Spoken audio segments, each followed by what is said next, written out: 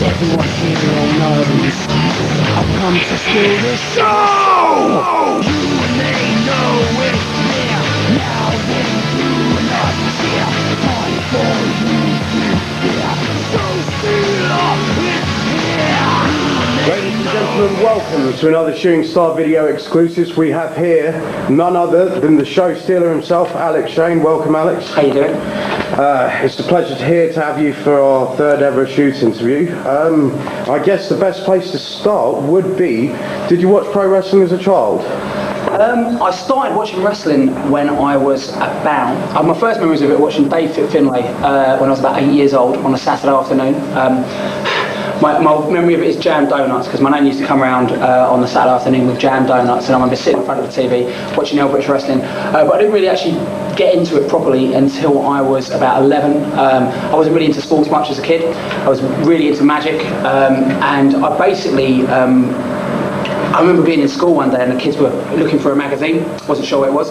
Had a look at the magazine, and it was a wrestling magazine, WWE magazine, and the kids were having an argument about a certain picture, who it was that was in the picture, and it was the Heart Foundation and someone with the letters BB on their trunks, and they were saying, you know, who is it? And I said, oh, is there a wrestler called Bobby Brain? And they, like I said, I just thought BB, and they said, no, he's a commentator. So I thought, okay, well, I was close. So anyway, I went away, found out it was one of the Brainbusters. It was actually a picture of Tully Blanchard.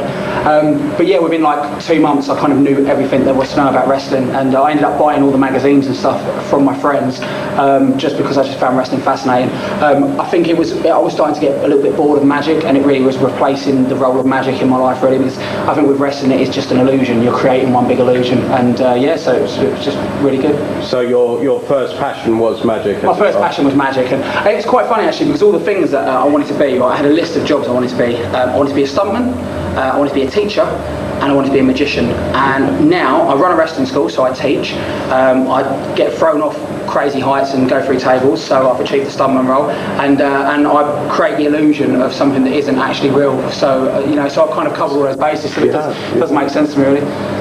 Okay, from there, at what stage did you decide that first you wanted to get into the business more than just a fan and become a wrestler? And then from there, how did you go about doing that? It was a really interesting one, actually. I remember going to, I really got into WCW more so than WWE very quickly. I think WCW just had a really gritty element to it, and I've always been a fan of tackiness. Sounds really, if you see some of the clothes I wear, you'll understand. But I think I just like the idea of something that wasn't so.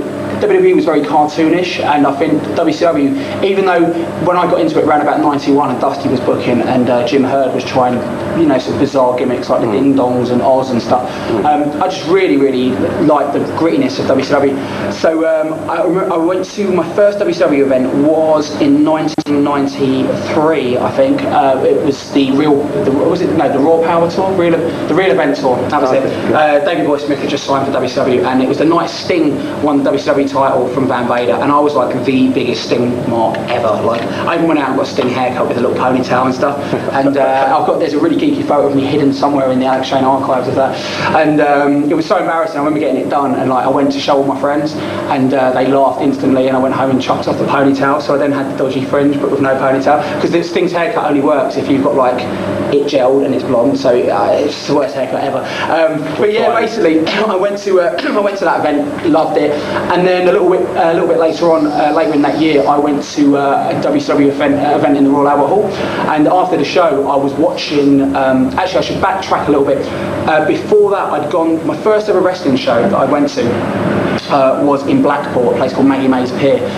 And I was on holiday with my grandparents, and I saw all the wrestlers. Actually, it's quite funny because Drew McDonald, who now like works for me on FWA, was on the show as the ultimate Chippendale with long hair and ponytails and all in shave and little collar and cuffs. It's bizarre when you think, you know, the character he's got now. But yeah, one of the wrestlers on the show was just particularly, he stood out more than the others. He was really tan, muscular, just had a real good charisma. And I got talking to him after the show, and he said that he was like, he didn't say how much he was earning, but you kind of figured it wasn't a lot and stuff. And he was saying that he hoped to go out to America, and just talking to me and my family and stuff.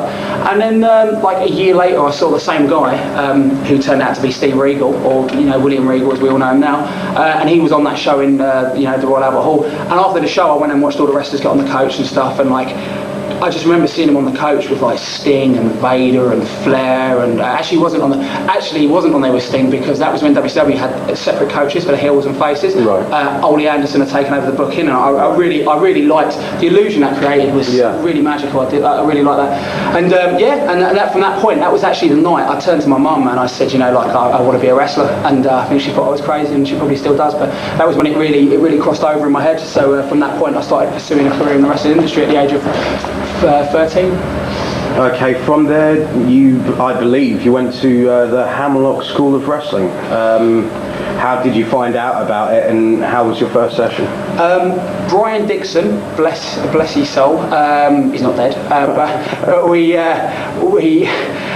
I went to what happened? That was it. I was watching the Video Diaries TV show with Robbie Brookside on it, and I didn't know much about British wrestling apart from the stuff I'd seen at Maggie May's Pier, but I was just really fascinated. And William Regal on that was just about to go over to WWE as well, so it's that's just WCW. Sorry. So at the end, it had in the credits it said thanks to All Star Promotions, Birkenhead, Merseyside. So being the investigative journalist that I was at the age of 13, I contacted 192 as it was at the time, and Talking Pages or whatever, and I asked for All Star Promotions in Birkenhead, Merseyside.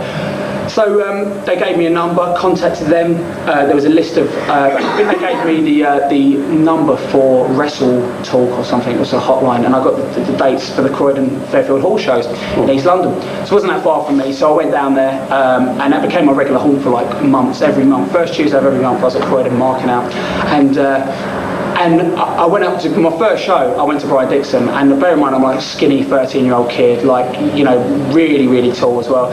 And I said, how do I become a wrestler? And he looked at me, and I think the height thing, it might not have played a part in it at all. He looked at me and said, write to the address in the programme. So I wrote to the address in the programme, said that I'd met him at the show, and they actually sent me a letter back saying, the Hammerlock School of Wrestling. So I found out about it from there, went to my first session, and it was really funny because at the time I was like backyarding. I shouldn't really be admitting it, but I was backyarding with a group of like 12 of my mates, right? And basically I was like the only one that would lose on purpose because I wanted to make the matches look good. Like everybody else still thought that wrestling was like a shoot, and but I just, even though I didn't know how it worked, I kind of knew. You know what I mean? And I just got the illusion of like making, I just got it really instantly. I remember we did a sweepstakes at my school for Royal Rumble '92. Bear in mind I'm 12 years old, right? And we all got to pick 3 wrestlers each as to who we thought was going to win the Rumble. And Rumble 92 had such a list of, like, you had Sid Justice, Hulk Hogan, Bret Hart, British Bulldog, loads of names. And everyone's picking all these big guys, right? And I'm like, I just want one name, Ric Flair. And they're like, that old man, like, you imagine 12-year-old kids at school, Ric Flair. So I said, no, I'm telling you he's going to win. And I just knew because he was the champion in WCW and he was coming to a new promotion that they were going to put the belt on him. It just made booking sense. So even at the age of 12, I understood, like, good booking, and I cleared it. I made like a 9 or 12 quid or something like that. It was between the two, and I made money on Ric Flair. I made my first profit from wrestling at the age of 12, so that wasn't a bad thing. So back to the story basically. Me and a group of my 12 friends, with the wrestling thing, I was the only one that, like I said, would like job and stuff, and I also was like I'd book the matches and come up with their wrestling music and their names and that kind of stuff. So we went to the Hammerlock School of Wrestling, and we just got the shit kicked out of us really badly. We bearing in mind, I mean, this was back in the days before wrestling kayfabe had really, I mean, obviously it had been broken, but a lot of people were still in the past and they still thought that people gave a shit. But coincidentally, it was also in its biggest slump in the year like 93, 94. And we went down there, and they just thought, the best way to keep the legitimacy of wrestling was to kick the shit out of these 13-year-olds. And they did a really good job. And after that first session, I think, out of the 12 of us, we were all bruised and battered, and 2 weeks later we healed up, and I think 4 of us went back. And so the same thing happened again until it was only me that wanted to go back. And I actually contacted Dean Ayas, who now works for FWA. He was a tape trader at the time I got tapes from, and I met him for the first time at that WCW event with Regal I was telling you about. So basically I phoned him up and I'm like, dude, my mum's only going to let me go, because it was in Folkestone, right? I'm from North London. It's like a 3-hour train journey or whatever. It's right on the side of a cliff, an old army barracks. There's all these big men dropping me on my head. So my mum was a little bit funny about it. So she basically, she said, well, if you can get someone to go with you, then you can go. So I spent the whole week washing cars, and I worked in the fun fair as well, just anything I could to save up my money, because it cost me like £20 or £30 to go, and my pocket money was £2.50 a week at the time, because my parents are gyppos. So no offence to any gypsies, and to my parents. And so basically, I just in the end, Dean Ayers agreed to go down there with me and said, well, like I don't want to wrestle, but I'll just come down and watch and stuff. So he got in there, did a few like moves just for fun, and he ended up, when Hammerlock did its first ever show, he ended up coming in and getting the role as the ring announcer, because they knew him from there and stuff. So, but yeah, that's kind of how it went. Okay. At the time, how did you see British wrestling? Were you aware of it, that it was still going on? Because as you mentioned, you were watching it when you were younger, and it did go off TV. Did you think that was it at the time, or were you aware there was a British scene? Or a bit before, obviously, you got into Hammerlock? Well, it's really funny, because I think ever since I became aware of British wrestling, like I've got... Before, I mean, a big misconception with me is that I'm like, a wrestling version of Satan in the UK, which is so far from the truth. Like, ever since I've been involved in wrestling, I've been doing something in some way, shape or form to try and make the state of British wrestling better. Dean Ayers will back me up on this, right? And it's something that hardly anyone, you know me pretty well, you don't even know this story, but when I first got into Hammerlock, the first thing that I did within my first 6 weeks was I really wanted to promote a show, like a lot of kids do. Yeah.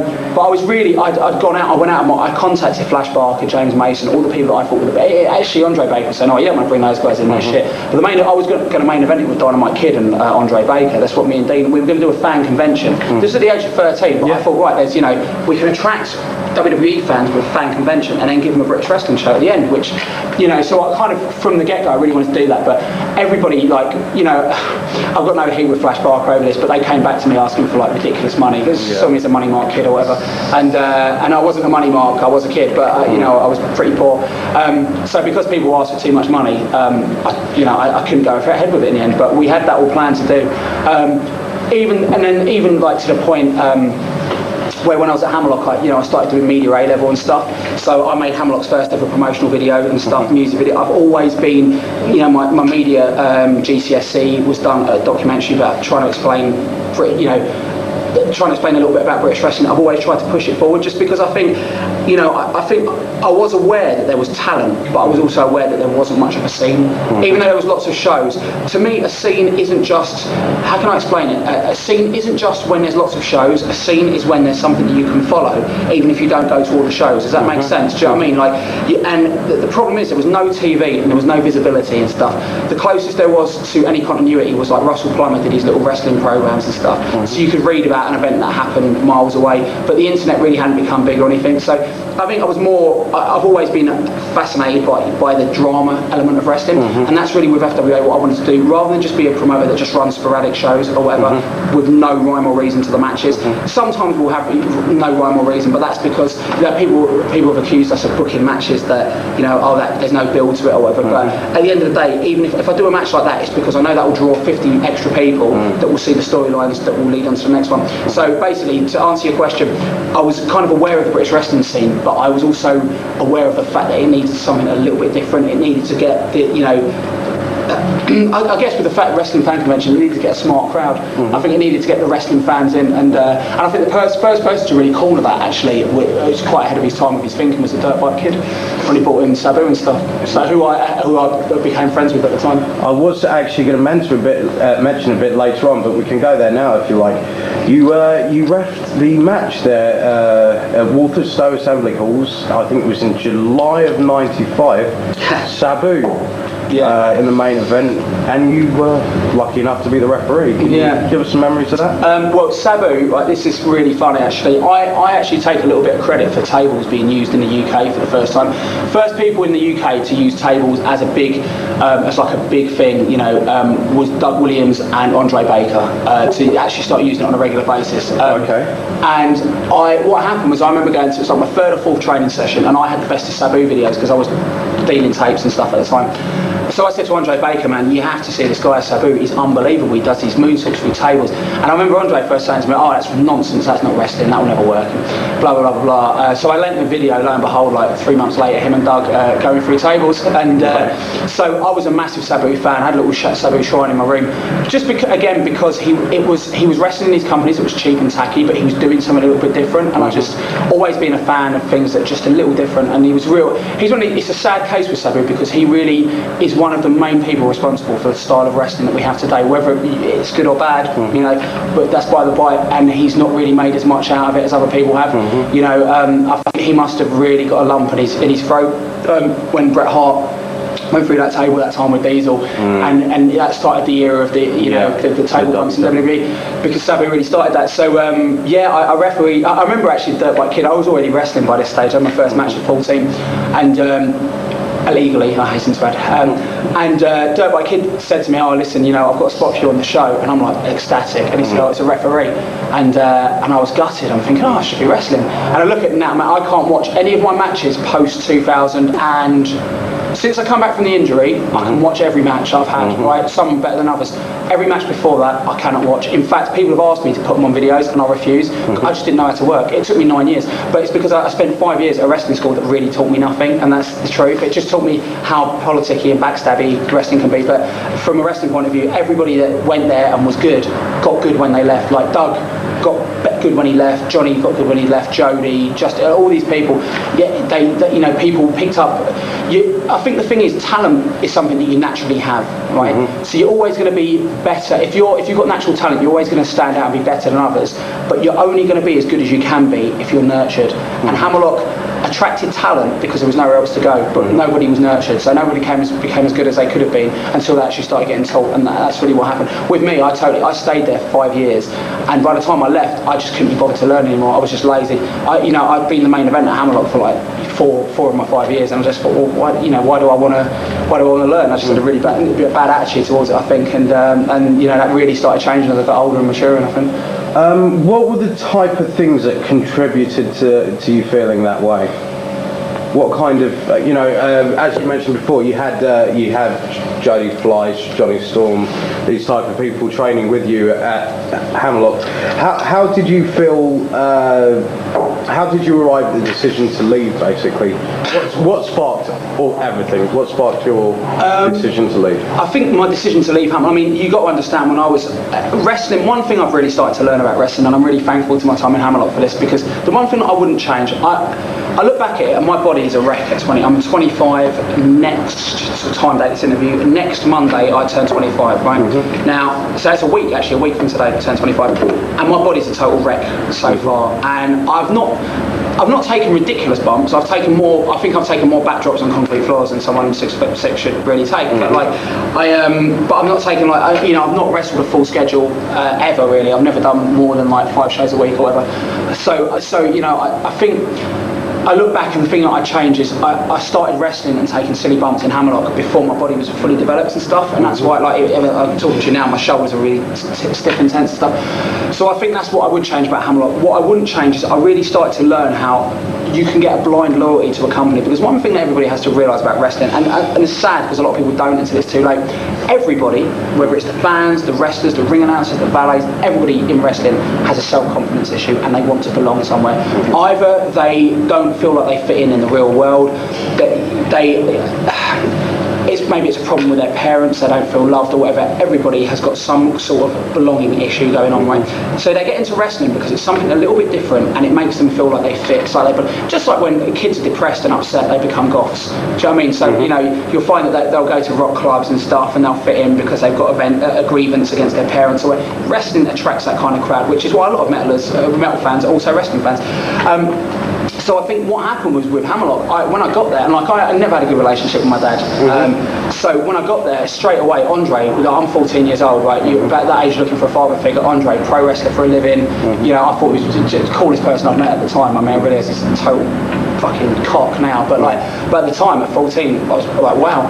And So totally, for me, it was somewhere I belonged, and I had such blind loyalty to it. Do you know what I mean? Like, I remember Andre saying to me, I gave him 4 months' notice that I needed to pull out of some shows because I had my GCSEs coming up, right?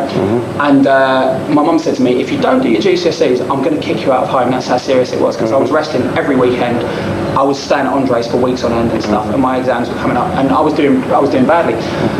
And so my mum, I said, Andre, listen, I need to put, he had me in these squash matches at this point, or whatever, Alaskan tags, I don't know, whatever it was. And he said to me, I said, I need to pull out of these matches, mate, because I'm going to get kicked out of home. And he said to me, as a sensible adult would do, don't worry, if you get kicked out of home, you can come and live in my shed. And he meant it.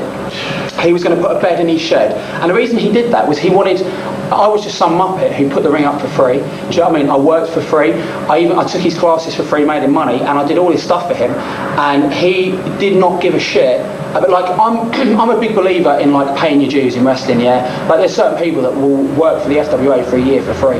But then when they do, like, if they said to me, oh, I'm going to get kicked out at home, I wouldn't say, right, well, if you get kicked out at home, but you don't turn up for the ring crew, that's it, you're finished in this business. Do you know what I mean? There comes a point where you show compassion. You do pay your dues because, I know I did that, and I think people that just get into it like that get an attitude. Certain people I know, which I won't mention in the interview because it's just not worth it really, but certain people I know that have got everything really quickly, their head explodes and they become arseholes compared to what they were when they first started. And I think that's the problem. Unless you've worked for it and you really value it and appreciate it, you do become big-headed and you think, well, I'm some god because it's just come to me so easily. But I think when you start telling kids that don't worry, you can come and live in my shed, and it was bad stuff. It was really bad stuff. There's a lot of stuff that happened there, which, to be honest, like it's not slander because it's provable, but there's a lot of stuff that happened there which was wrong. Do you know what I mean?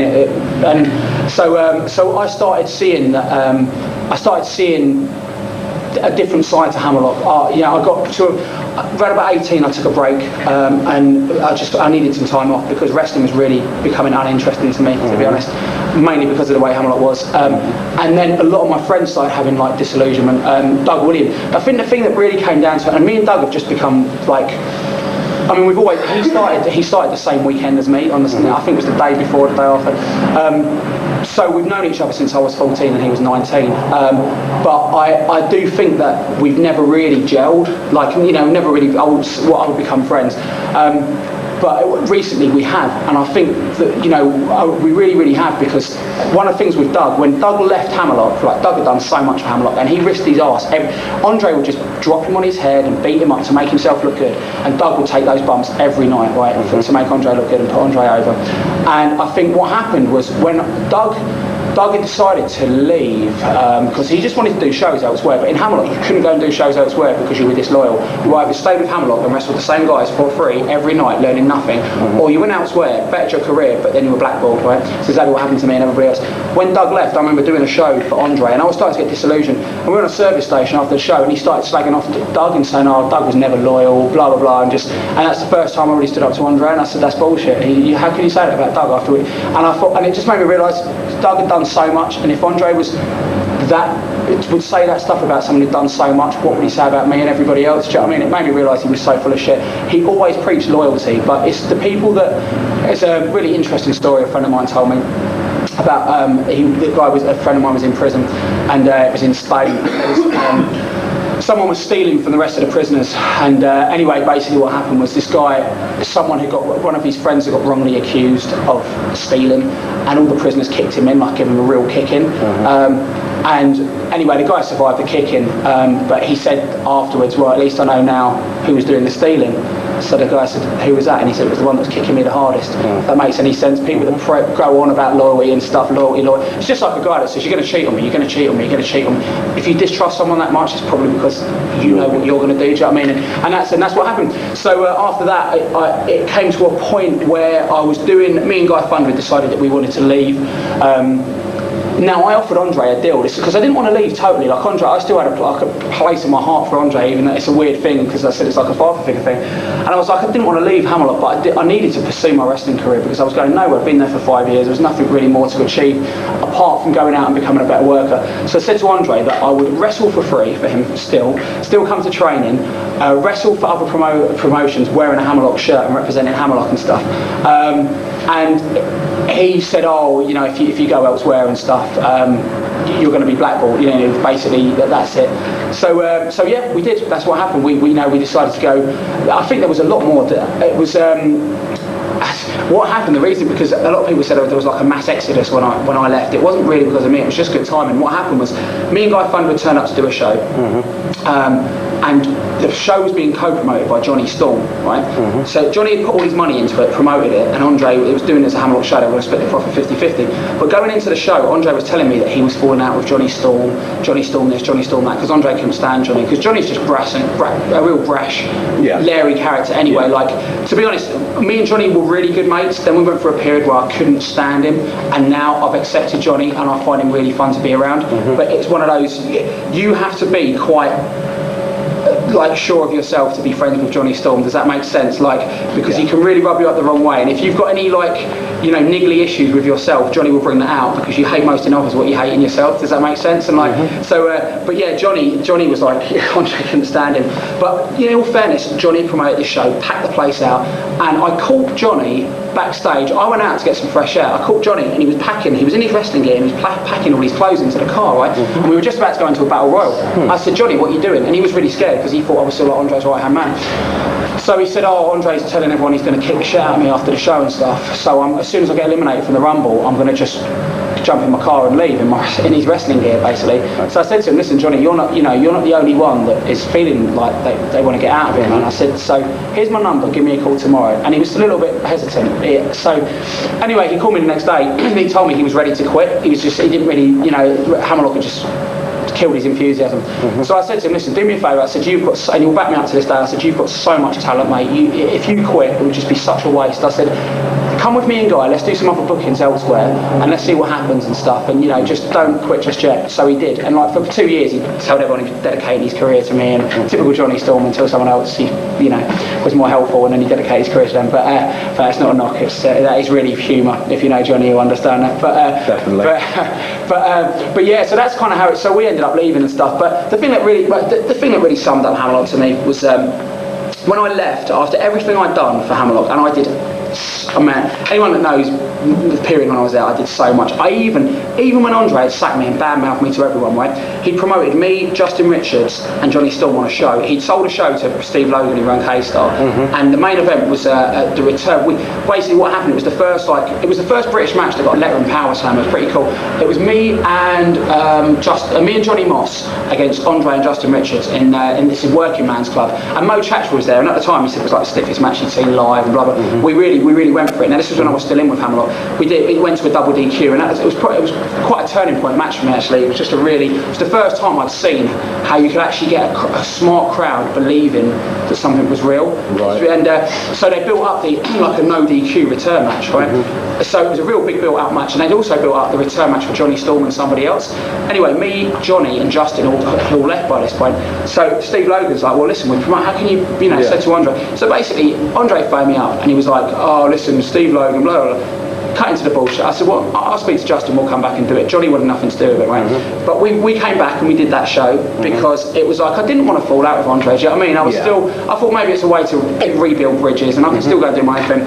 So we went and did the show, we got paid. We actually got paid. It's like, you know, I must have done, we're talking hundreds of matches for Hammerlock, and I got paid like 4 times in that whole time. Really? But that was the last time I got paid for Hammerlock. I'm one of the first as well, ironically. But yeah, basically what happened was after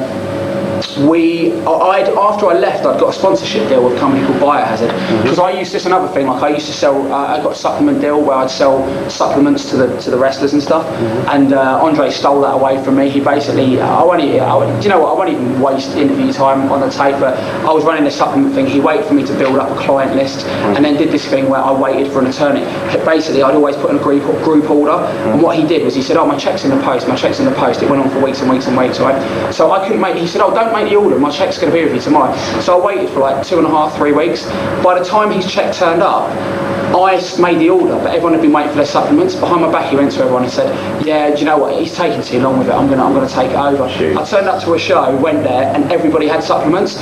And I was like, what? He said, yeah, I'm doing it now. Bearing in mind, yeah, by this point I'm like 17, 18, right? And I was like, it's just, so I said to him, well, you know, that was the only way I was making money, right, at the time, because I was with Andre all the time, right? I didn't, you know, so anyway, he said, but don't worry, what I'll do is when you order your supplements from me, I'll only charge you half profit, so you get 50%, you know, but so basically, and you know, that was just, I look at it now and he's a he's probably, there's only, you know what, like, I would wish death on no one, and I don't really wish it on him, but I hope, one day he's going to come to terms with what a horrible arsehole of a man he is, right?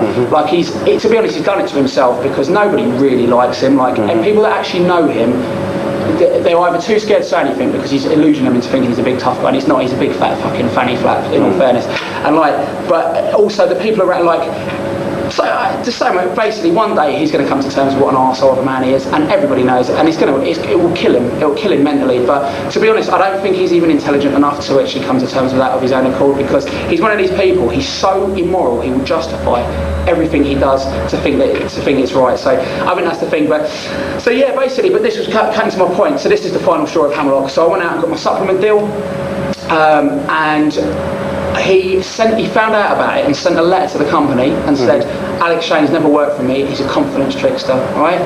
And like, so luckily I knew this guy anyway, and the guy showed me the letter, right? So Andre, who in my head I imagine was this big fucking tough guy, I phoned him up, and this was like the final straw for me, and I said, why did you do that? And he said, I didn't do it, and he denied it. And you know what, after I'd seen the letter, I just thought, you cowardly fucker. That was it. I've not spoken to him since, but that was really the final straw for me. So we left, and leaving was the best thing I've ever done, because we were all told, me, Johnny, Jody, Doug, everyone, if you leave, it'll be it, you know, yeah. And we've all got into much better things, and like, so, you know, it was a good decision.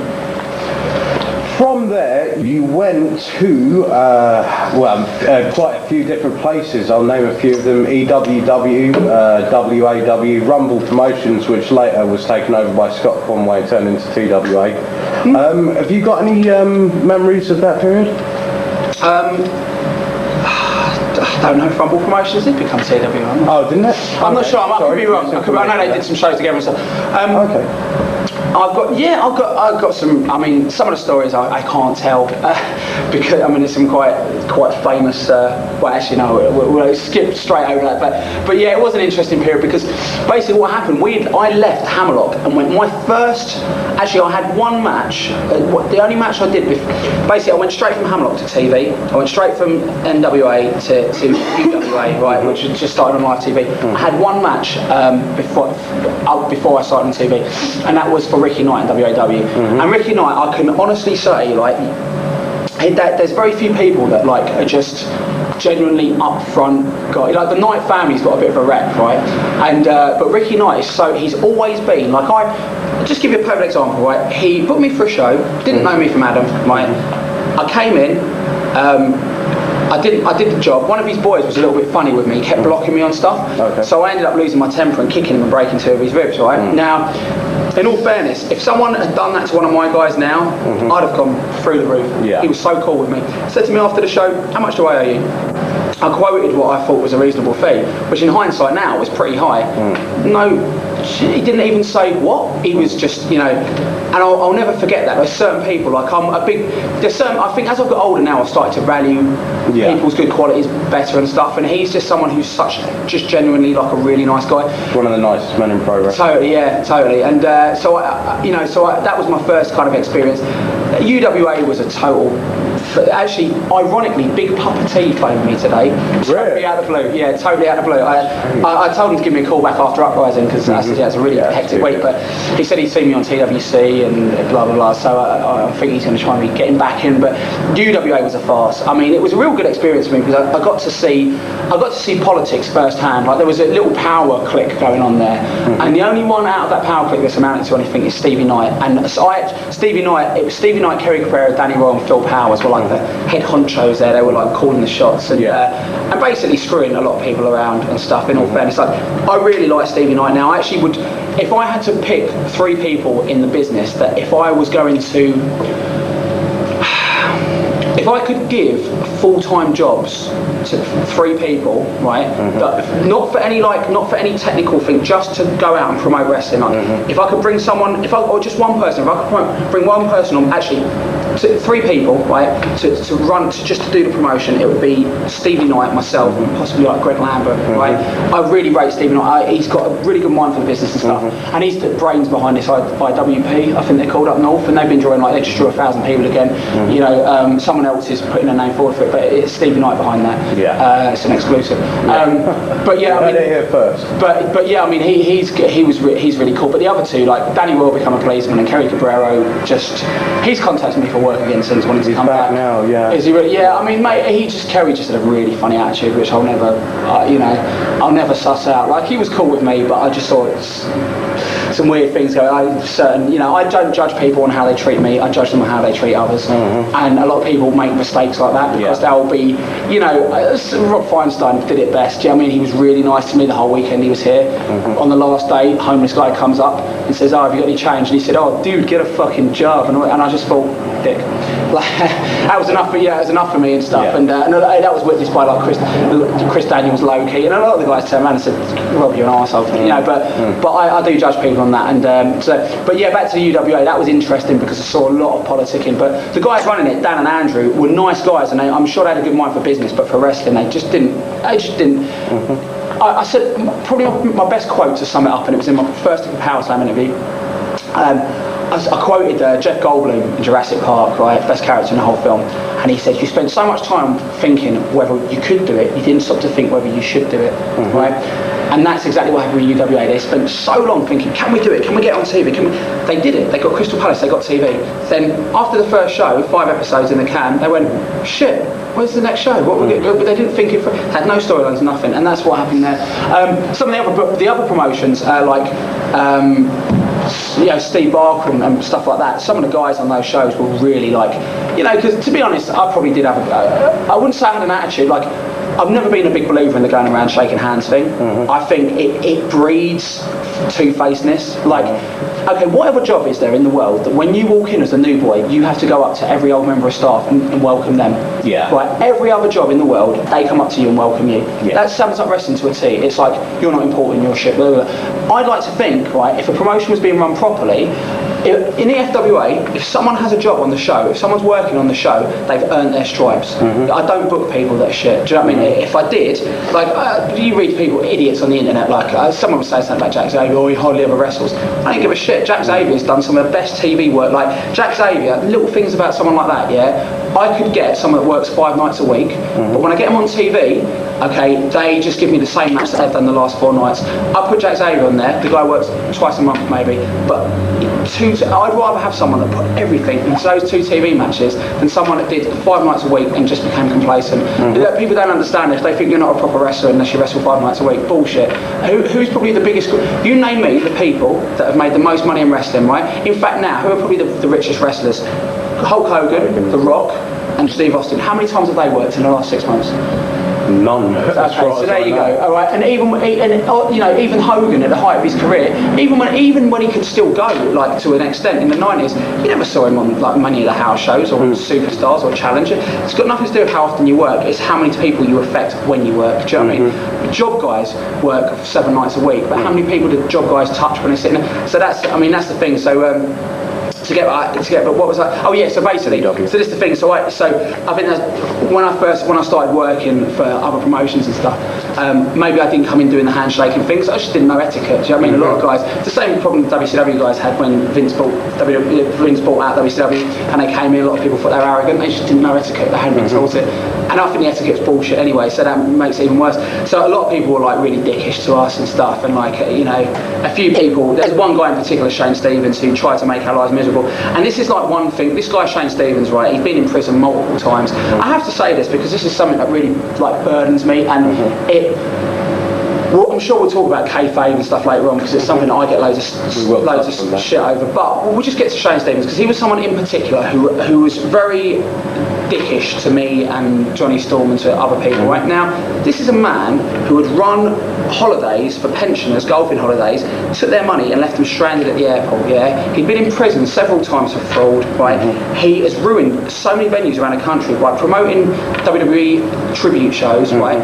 and either obviously putting on just shit or not even taking the ticket hotline money and just not turning up, and he was killing the business. Now, when I hear people, and I will mention no names, and if they've got a problem, they can come and fucking talk to me, because just like Jake Roberts found out, just like some fat fucker called Lee Butler found out recently, I've got to a point now in my life where I cannot stand wrestling bullshit. Like, someone came up to me the other day who's supposed to, I won't mention their name, but they're not the smallest of people, came up to me and said, Alex, I've heard you've said some stuff about, I said, I'll tell you exactly what I fucking said about you, and I just went into one, because I cannot stand this whole, so many wrestlers now, like little girls, do you know what I mean? Like, they'll tell you someone will bitch about you, then you confront them and they say, no, that's not what I said this, and it's all around this, It's very childish. It is very childish, right? And it's because most wrestlers cannot fucking fight to save their lives, right? Even the shooters, the so-called shooters, right? It's going to piss people off, I don't care, right? This is a shooting review, so I'm going to shoot, right? That's fine, mate. In wrestling, how many genuine shooters actually are there? Okay, there's certain people. He's a shooter. Really, how much of a shooter really are you? Do you know what I mean? Like, there's a lot. There's a lot of bullshit going on. Yeah. It's basically, if you could really fight, you probably wouldn't be doing wrestling. And the most people that really can fight get into wrestling and they suck at it, with the exception of like Kurt Angle and some people like that, right? Yeah. So anyway, it's not a knock on everyone, right? But this is why I'm saying some of this up, because some of these people who are like the old school people and stuff, and I think the old school new school thing's bullshit, because like Drew McDonald is considered old school, but I give that man when he was, I think it was just before his 50th birthday or something. Oh no, he was 47, that was it, and I gave him a tombstone pole drive on a concrete floor. It was his idea. That is not old school. I mean, he may have been in the old school, but he's new school. He's smart. That's why he's still getting work. That's why WWE had him over for the last tour they had, because you can't still be getting work and be old school. You know what I mean? You have to have a bit of a new school approach. But there's certain people who think that I'm like damaging British wrestling, okay, by exposing kayfabe or doing this. Let me tell you what damages British wrestling. Okay, when someone like Shane Stevens rips off venues, rips off fans, puts on tribute shows, and for the fact that you're still getting 30 or 40 quid, you go and work for him.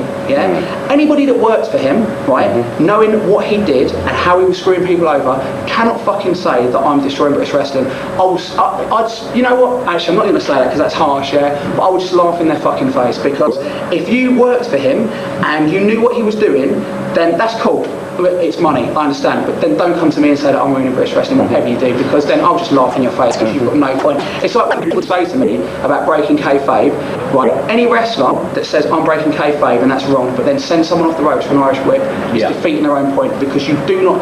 If you want to keep kayfabe, don't do Irish whips. How many times have you seen someone send somebody into a set of bouncy ropes in a fight and then come?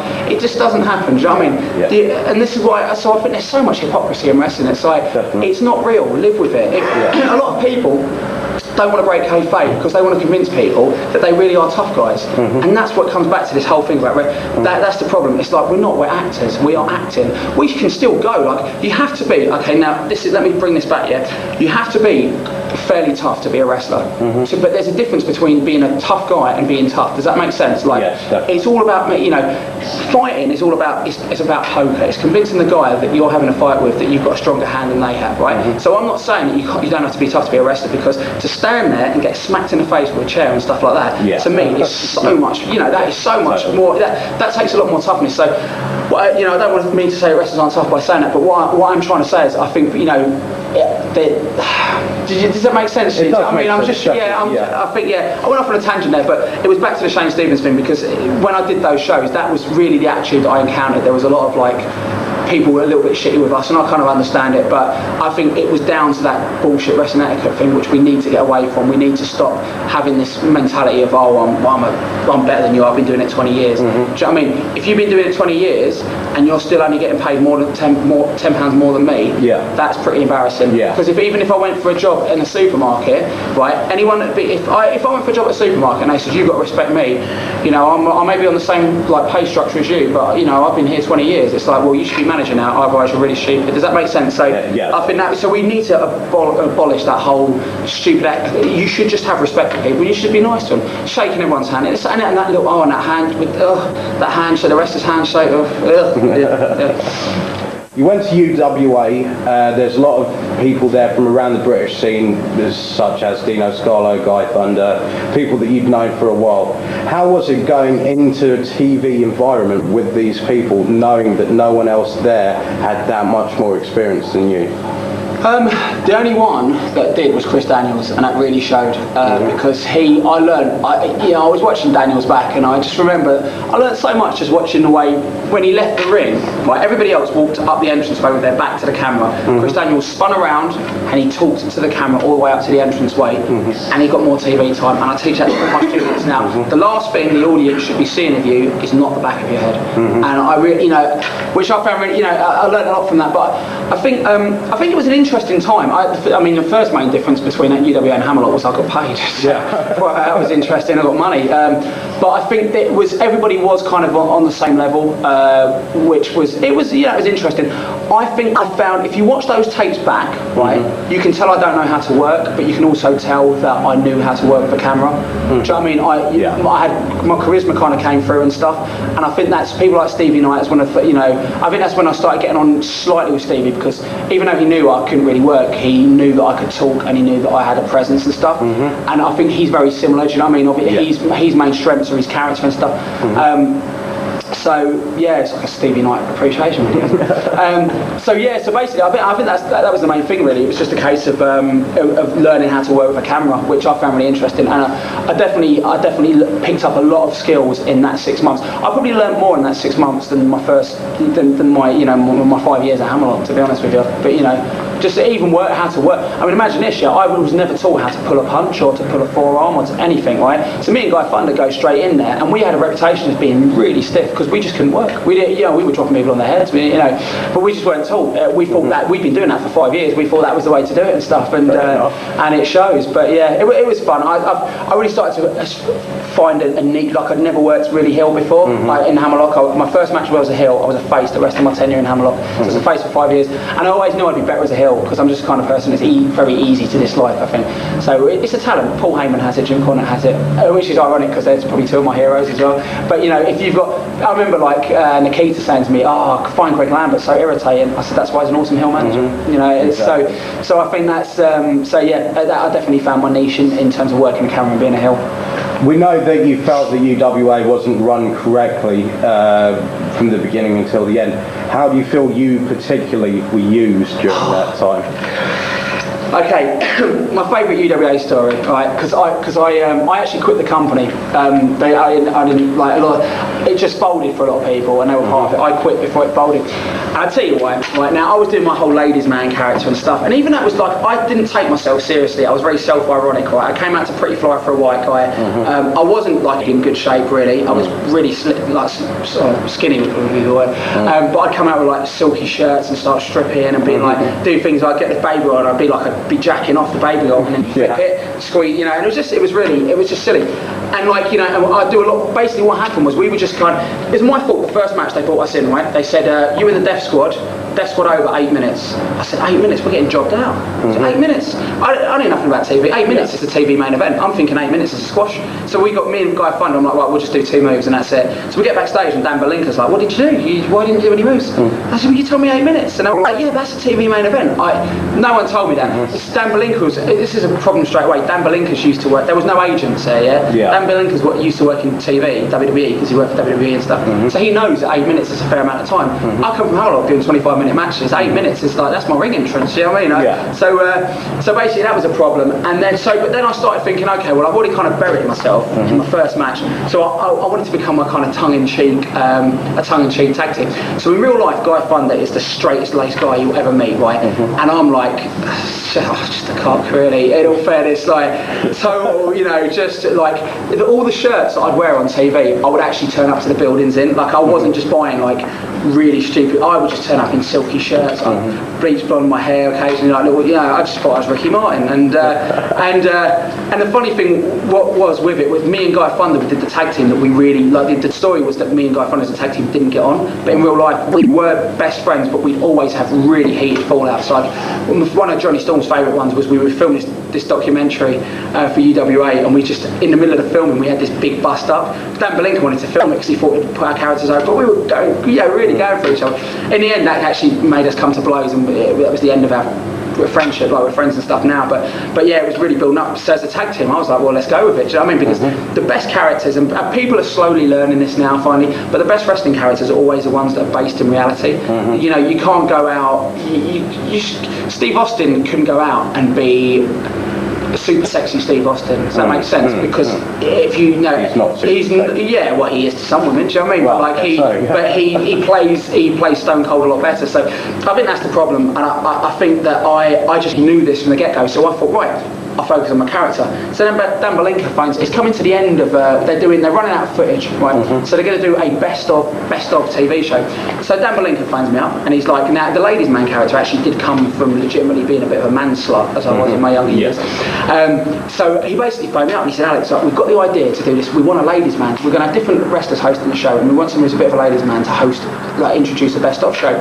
So we're thinking like this ladies' man could be in there doing cheesy chat-up lines and be surrounded by women. I was like, excellent. So I want to know, can you get access to some women? I said, yeah, how many do you want? He said, well, about 4, because what we'll do is we're going to have Kerry Cabrera hosting it, and we'll have these women with him. And I went, what? I said, Kerry Cabrera. I said, the guy can't, he's got a speech impediment, can't even say his own fucking name properly, right? Like, not a knock on Kerry, but it's true, Kerry Cabrera, we used to call him, right? So I was saying, you want him to host the show, right? Like, you know, you want him to host this show, being surrounded by ladies and stuff. And I said, like, but that's like my, it's my character, do you know what I mean? I was really like, I don't know, I was really pissed off. So I said, well, at the time, I mean, perhaps it was a dickish thing to say, but I was sticking to my guns because I knew my own worth, and I was like, you know what, if he's such a ladies' man, phone him and get him to get the girls, because, you know, I found that really insulting, do you know what I mean? So anyway, so I went UWA, the next show, they phoned me up for the next show, right? And they're like, yeah, you're wrestling Drew McDonald, and they give me 2 minutes, they were going to try and job me out. So yeah, 2 minute squash. So I basically, as my punishment for doing this, so I said, oh, I can't, because of my knee. And they said, what? I said, I've just injured my leg. They said, but I suppose you're fine at the start of the conversation. I said, yeah, I've just injured it while I'm talking to you, I'm not going to be doing it. So they were like, fine. So basically, I turned up to the show, right, just to watch, and it was packed, and it was the best show they'd ever done. And I'm sitting there and I'm like, man, I've just walked out of this company, like that, and they folded after that show. I was so chuffed. I was like, fuck you, because I just thought, you know what, but that says it best, yeah? And you know, this, and it's not blowing my own trumpet, this is just business sense, yeah? That I stuck to my guns because I knew what would make more sense. I went on to host a national radio show and become one of the most well-known British wrestling talkers, and they folded. So like I stuck to my guns, but it was for the right reason, because it wasn't because I was going to be a big head. I just thought I would do the show better. Do you know what I mean? And I watched that show. If you dig up the show, number one, there was no girls in the studio, surprise, and the actual show was so tacky. Really? Oh, it was so tacky. Yeah. I had the pleasure of that one. Yeah. Oh, you have to dig it up from the archives. And you know what? It's not a knock on Kerry, because I actually brought Kerry into the FWA, right? And Kerry, at the time, Kerry and Doug were having probably the best British matches that I was seeing live. I mean, there was a lot of other good matches going on, but as far as like, you know, I remember the Triple Trouble match with him, with Kerry, Stevie and Doug. By today's standards, doesn't hold up, but live, that was one of the best live matches I'd seen. You know, it was. So yeah, so it's not a knock on him, but you know, at the same time, I had to stick to my guns. So yeah, that was the end of my tenure with the UWA, and ultimately the end of the UWA. Okay, we're going to take a short break, and we'll be back after this. Hello everyone, and welcome to a very special shoot interview with one of the biggest names in... Alright, I'm sorry. Just talk louder. Should I look at this camera or that camera? You can look whatever you want. I'll look at this camera, then you can kind of track that on the side, since the battery's kind of dead on that one anyway, right? Yeah. Alright, so I'll look mainly at this one. Very considerate of you. Thank you. Oh wait, sorry. Okay. Hi, I'm Raven, and this is my shoot interview, brought to you by FW. Hi, I'm Raven. Hi, I'm Raven, and this is my shoot. Wait, do it again.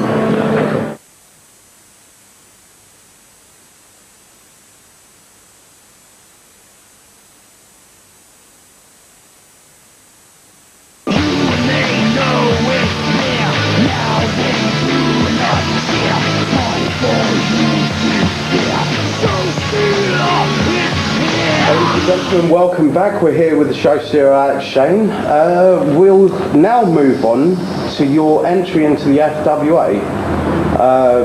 First of all, how did you end up forming a relationship with the FWA, and what were your first impressions of it?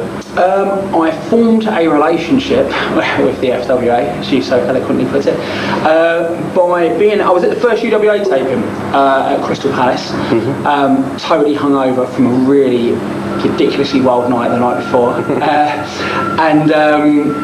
I basically, Mark Sloan came up to me. I remember Mark. I remember Mark was on a Hammerlock show once. He bought one of the Hammerlock rings and stuff.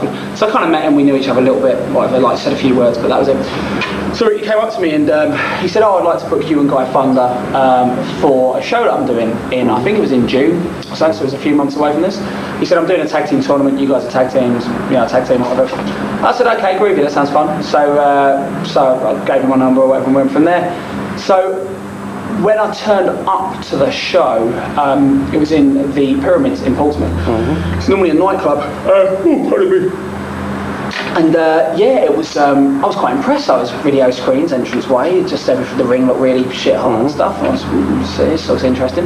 So I got there and they won me over straight away. They said, "Right, we want to introduce you to your valet, Mercedes." I'm like, "Nah, I like this place already." So Mercedes was pretty cute actually, which obviously helps. And then I met Elazar, so they asked me, they said, "Right, we're going to film your promo now." So we went in there, did a promo. I instantly got on with Elazar because Elazar Cabrera was a lot more TV orientated. Mark was the wrestling guy, Elazar was the TV guy. Right. So straight away, me and Elazar, I think Elazar automatically just thought, right, Alex is TV material or whatever. So, I'm not talking transvestites, that's on the internet. Basically,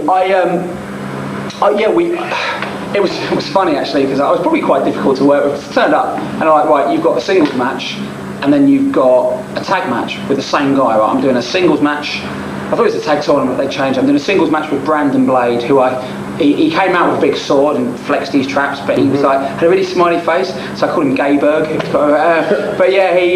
Basically I was supposed to work with him, but the guy was very, very green, and at the time I just couldn't be carrying people. I need to be carried myself, to be honest with you. Although I didn't think it at the time, I thought I was pretty good. So I never forget telling Dan Belinka, "Give me a match with Papa T, I'll get a good match out of him." It was entertaining if you're a wrestling pundit watching me try and get a good match out of him. Basically, so I said, "Well, listen, why don't you just get me to cut a promo on and we'll set up for the tag match later on?" So they said, "Oh, we've scheduled 10 minutes, can you talk for 10 minutes? I said, "Elazar, you just watch." 14 minutes later my promo ended, and seriously, so we basically went and did a tag team match and stuff, and it was my first match with Kev O'Neill and Brandon Blade against me and Guy Thunder, and it was so funny because Kev O'Neill, I wouldn't say I get on with Kev O'Neill now. I don't not get on with him. I just do with Kev O'Neill. You just don't know if you get on with him or not because he's just not. It's most personable with people really. Okay. But he. We're backstage, so I've gone through the match with him. I said, right, this, and this, right? This is what we're doing. So I've got a very good memory, right? Which in wrestling is probably my big. I say this to guys all the time. It doesn't matter how good you are. If your memory's the shit, you're not going to make it. Yeah. Because wrestling's about memory, right? Yeah. You can wing it and ad lib it, but in this day and age of TV, memory counts because people say, when you're doing a live show with no cameras back in the old days, it doesn't matter. No one else is going to see it, and you can cover it. Yeah. On camera, you replay it and you watch it again, and so you've got to be so tight with your stuff, right? Right. So and then obviously time seconds count now. It's all TV and stuff. So basically, we planned about 7 things, and I kept saying, "Have you got this right? You remember this? You remember it?" In the end, he was like, "Yeah, I've got it." He lost his temper with me. Right. So I was like, "Okay, well, cool. As long as you got it, I'd rather pester you and get." We went out there, he forgot every single spot, So I was pretty mad about that. So, after that, basically, he said to me, "What do you want me to? What do you want to get paid?" I said, "I'll tell you what. Don't pay me. Just keep me involved. I'd like to help because I said there's something I think I can contribute to this." So I stayed in contact with Elazar, and then we set up the first FWA London shows, because we said, FWA, we need to. First thing that happened was, this was Elazar's suggestion, really, and it was a good idea. Originally, FWA was the Fratton Wrestling Alliance. It was very small, parochial here. So we changed it. Just for people who are wondering, Fratton's an area in Portsmouth in the south end of England, which is the arse end of England. So we basically decided to change it to Frontier Wrestling, because it obviously became, you couldn't be calling it Fratton Wrestling now. So Elazar has a very similar idea to me. So we ended up doing the first ever FWA show in London at 6,500 seater venue, which at the time is so lucky wrestling was hot, because I put posters. I put posters all over the street the venue was on. I thought that was we've done loads of posters, you know what I mean, and knowing nothing about promoting, and we drew 3,500 people, right, which for a first show was pretty neat, right? Amazing. But that was obviously because 2001 wrestling was hot, or 2000 whenever it was and stuff. So I could have put like one poster up and we'd have drawn it. So.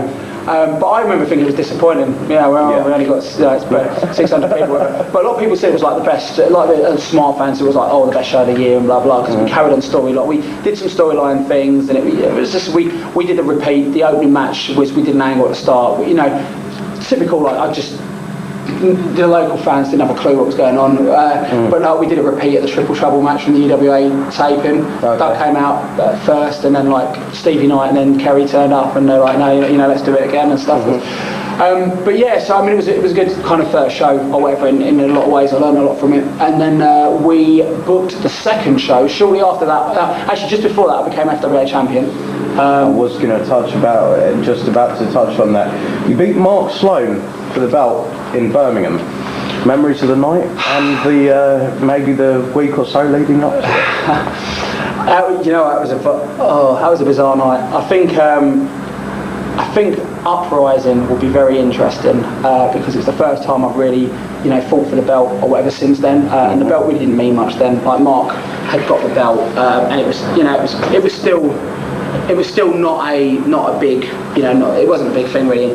Elazar decided that if he put the belt on me, my job was to try and make the belt mean more and stuff. So they were going to put the belt on me on that show, and then on the day of the show, Mark Stone came up to me and said, "Listen, can I keep it tonight and then lose it to you in Portsmouth, in my hometown and stuff?"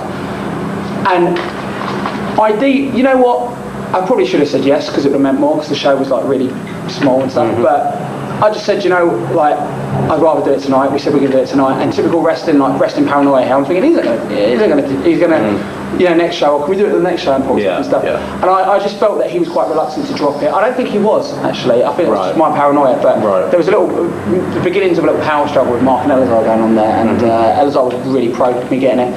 So, I basically went out, and I was supposed to be in the main event that night in a totally separate match. It was me and Johnny Storm against Doug Williams and Jody Fleisch, which actually would have been, I didn't do the match, but it would have been probably the best match I'd had at the time. Yeah. But yeah, in the end we did this thing where I came out and did an impromptu challenge and challenged Mark, and a lot of people bought it. Actually, I came out and did a shoot thing on Mark and stuff, and obviously as soon as the first move was hit, everyone knew it was wrestling. But up until that point, a lot of people that were there, my chat was there, a lot of people bought it and stuff. But yeah, it was really interesting, because it's just me just being an idiot. Won the belt, right? That was in the first half of the show. So I'm like, right, interval. There was a table of girls at the back of the bar. Went on the table, started going into show stealer mode. Just before I was the show stealer. By name anyway. Going up, just bought loads of drinks. Me and Flatliner actually. Really? Yeah, strange, just when we were friends. And just got on this back table, just getting totally wasted, right? So I'm like, I was hammered, right? Elazar comes up to me and says, "You've still got to explain on the mic why you're not in the main event." I went, "Elazar, I can't even string a sentence together." Right? He says, "I don't care. You've got to come." So biggest mistake of his and my life. I cut a drunken promo. No. So this day, a lot of people think it's the funniest promo. I don't think we'll ever see the light of day. Probably the funniest promo I've ever done. Right? The first thing I did was I put the belt in the ring and started having sex with the belt, spun it over doggy style and spanked it, and just it was just really. I look at it now and I just, I cringe. I really cringe. But yeah, it was.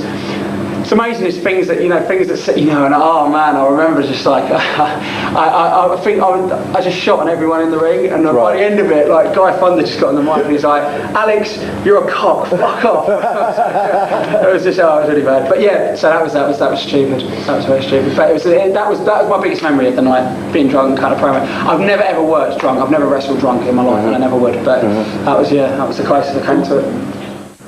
Okay, after you won the belt from Mark Sloan, you later were approached by the young upstart company UCW. At this time, you were still the FWA heavyweight champion. You did also sign the contract with UCW, therefore taking the belt with you. There was a lot at the time of internet conjecture about what had happened, etc., etc. Could you go into it for us? Yeah, it sounds a lot worse than it is. Basically, what happened was the two guys at Sabu UWA, Andrew Martin and Dan Palinka, spent probably about a year looking for money backing, which is a difficult thing to do. Despite popular belief, FWA is a solely independent company. It has no money backers. It's run by the people in charge. Yeah. We've had small money backers for a show here and a show there, but everything is run by us. So basically, obviously, finding money backing is quite difficult. So they went out and they finally got a company called Sports Mondial, who were like a ticket touting agency. So what they did was they brought down Ross the Boss Gordon, to run the website. They gave Steve Linsky a job in the office, as well as Phil Powers. Possibly the worst three people you can have together. It was destined to fail from the get-go. Anyway, basically. And not because individually they all have strengths, but together, their egos are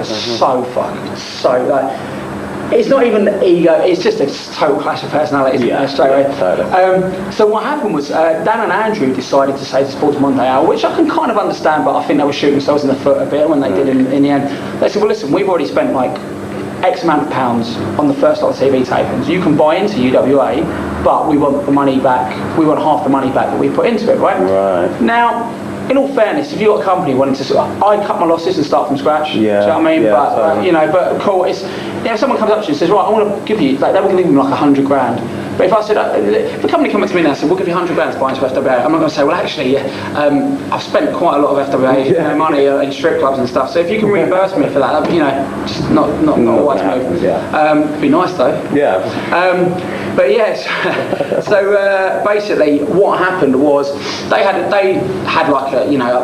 big bust up, and they're like, well, Dan and Andrew left, right? So while this bust up's going on, Ross Gordon being Ross Gordon basically jumps in and says, you don't need them to run the company, I could, do it as well, blah, blah, blah. And, so basically, it's not a knock on Ross again, because Ross is someone that when I had my radio show, I brought him down, because I think Ross definitely has a place in wrestling. He's done with it now, and I totally understand why. But he did have some strengths, but he also he was his own worst enemy in so many ways, if you know exactly what I mean and stuff. Yeah. So he ended up taking on a load of, slowly but surely, him and Phil Powers got rid of Steve Linsky, and then he got rid of Phil Powers, so he ended up becoming the head honcho. So he approached me and said, listen, we want to, because they were signing, I'm now promoting FWA shows in London, right? We had our second show booked in Hertfordshire. So he comes up to me and says, I would like to book you for UCW and offer you a contract, right? Now, it's a fairly decent money contract for what it was, right? The catch is you can't work for anyone else. So I said, well listen, I've got UCW coming on and stuff. I've got FWA coming up and stuff. And I've got their title, and it wouldn't be a good move for me really. But at the same time, I start seeing that they're going to sign Doug, Johnny, Jody, all the people that I'm relying on for these London shows. And it was kind of, if you can't beat them, join them type attitude. Right. But I thought about it, and I thought, you know what? Perhaps that's a bad way of doing it. So I phoned up Elazar. I said, Elazar, listen, we need to have a meeting because they've offered me this contract. It's good money. It's too good for me to turn down, but I'm willing to turn it down on one condition. The guys that are now underneath, we need to start making them look more like wrestlers. If we're going to lose some of our bigger guys like Kerry Cabrero and Doug and people, we need to start bringing in, making our own guys look more like wrestlers. He said, speak to Mark. I speak to Mark, right, night before I signed the contract, because Mark said the line that made me join UCW. I said, Mark, listen, wrestling, wrestling's it's not about seeing the boy next door in tights, right? Our wrestlers need to look like wrestlers. If you can tell me that you will get the guys at your gym to start working out more, and some of the guys that we got on the show, so if you can talk them into looking more like wrestlers, like your Paul Travels and your Gary Haywards and stuff, I will stay with UCW, with FWA, and not sign with UCW. He said to me, Alex, I think you've got it wrong. Wrestling's not about big guys anymore. Look at Chris Benoit, look at Chris Jericho. They're not big guys. And I actually said, you know what? You're delusional. They're not big guys. They might not be tall, but they're really, mate. If you saw them in the street, your neck would ache from twisting it so far. So, I mean, these are big guys. So that was enough for me to realise I was fighting a losing battle. So the following day I went in and signed my UCW contract. But FWA, bizarre, to this day I so don't understand it, but never mind. But FWA didn't want me to drop the belt. They said they wanted to do, I was going to fight Guy Thunder. I think I was halfway. We were doing, so basically, I think we did a big tag match, that was it. It was UCW v FWA, and the stip was it was elimination, and if someone could, whoever pinned me got the belt, and it came down to me and Guy Thunder. And we were supposed to do a double DQ, which ended up, or a double pin, which ended up in a no contest, and I got stripped of the belt, and someone was going to win it. But it all screwed up in the end, and Guy Thunder sort of technically beat me for the belt. What happened was, it went to a double pin, but the audience was so pissed off, and I worked Mega Hill that night. It started a riot in the building. People started throwing glass bottles and everything. The security was so scared that they hit the deck, and basically the ring announcer and the referee were so scared that they didn't think, this is the gods on the show, they didn't think they were going to get out of there alive. So the ring announcer grabbed the mic. Actually, no, it wasn't. The ring announcer did a runner, and the referee, a guy called Mikey Freedom, grabbed the mic and said, "That's all right, Guy Thunder's new champion," just to quash the heat. Which, thanks a lot, mate. Do you know what I mean? And but it's actually, funnily enough, Mikey's someone I lost contact with. I really like Mikey, actually, and I lost contact with him because he moved to America. And I was talking to Jasmine Sinclair, and she's got me back in contact with this guy after years and years. But yeah, because of him, I kind of lost the FWA belt technically. But I mean, they should have just given it to Guy anyway. I didn't understand. Booking was never really the strong point of the FWA, to be honest, at that time. So that's what happened. So I joined UCW and became, and I'll never forget Ross Gordon. I know what's coming next, First thing he does, I sign my. He asked me to bring the belt into the office because I was still a champion. Right. Yeah. I'll bring the belt into the office, and so I signed the contract, and he went, "Ha ha!" He picked out the belt and said, "It's mine." And he took it and threw it in a dustbin. Do you know what I mean? And then it summed up the mentality behind the guys with the money. Ross. The guy came down to welcome me into. Actually, the guy straight away quite marked out because I was quite big at the time as well. I'd been bulking up and stuff, and he was like, "Wow, he's a big one. He's the biggest one we got on the roster so far." Because I was taller than Danny Royal, and even though Danny he cut down to get in shape and stuff, so I was like the biggest guy they had. And anyway, the guy was like, "Oh, look at the belt," and he strapped the belt on and run around the office wearing the belt, and I just thought, man, I was just imagining Vince doing that. so. When they brought you into UCW, you were repackaged as under the guise of Alex Blade. How do you feel about that character, and did you actually learn anything doing that character? Oh yeah, I learned a lot. Never ever sell out. No, I learned. Well, what happened? The Alex Blade character, I was half vampire, half android. So straight away, it was a character based in reality. Okay. It was basically I had the Blade costume, so I had the Blade from the Wesley Snipes film and stuff. But my character was I was kind of like LX because I was Alec. Because I went for basically what happened. I went through a period of being. Because Guy Thunder and me and Guy originally were going to be like the Eliminators. We were going to do everything the same, but we ended up just being so different it didn't work. Yeah. But in the beginning it was going to be Guy Thunder and Alex Blade, and we were going to be Blade and Thunder, Saturn and Cronus. Anyway, so the Blade thing's something I'd used and stuff, and I quite liked the Blade because Blades are sharp. Do you know what I mean? I just and I was quite cut. No, but I mean with my promos and stuff. Do you know what I mean? I was quite cutting and witty and stuff. So So anyway, basically. So the Blade thing, he said, well, what about, I said, what about Alex Blade again? And he said, yeah, but Alex. And what about Alex? And I was like, Alex. And then the whole robot, he said, well, I want it to be big and like a monster. And so I was going to go and get a barcode tattooed on the back of my neck. And because the thing is, like, even though I thought, this is going to be shit, you've got two options, yeah? I've signed the contract now, I'm not getting out of it, right? you either think I'm going to do this half-heartedly and shit, or I'm going to, you know, I might be a cock, but I'm going to be the biggest cock on the roster. Do you know what I mean? Like, so I just thought, you know, what the hell? So I went full on with it, but I knew after my first, like, I bulked up really, really big. Like, I've got some funny photos of me from that point. Like, I was over 300 pounds, and my face was like, I had a head like a beach ball. It's all big and red. So basically, I was blowing. I remember my first match as Alex played 2-minute squash against Scotty Rock. Blew through my arse, just so out of breath, just because I had to bulk up so quickly. Just eating everything I could, like 9 meals a day, like fucking. Just high calories, because I was only like 21, 22, so my metabolism like started to slow down now, so I eat really healthily now. I used to just eat anything, didn't have a problem with it, fast metabolism.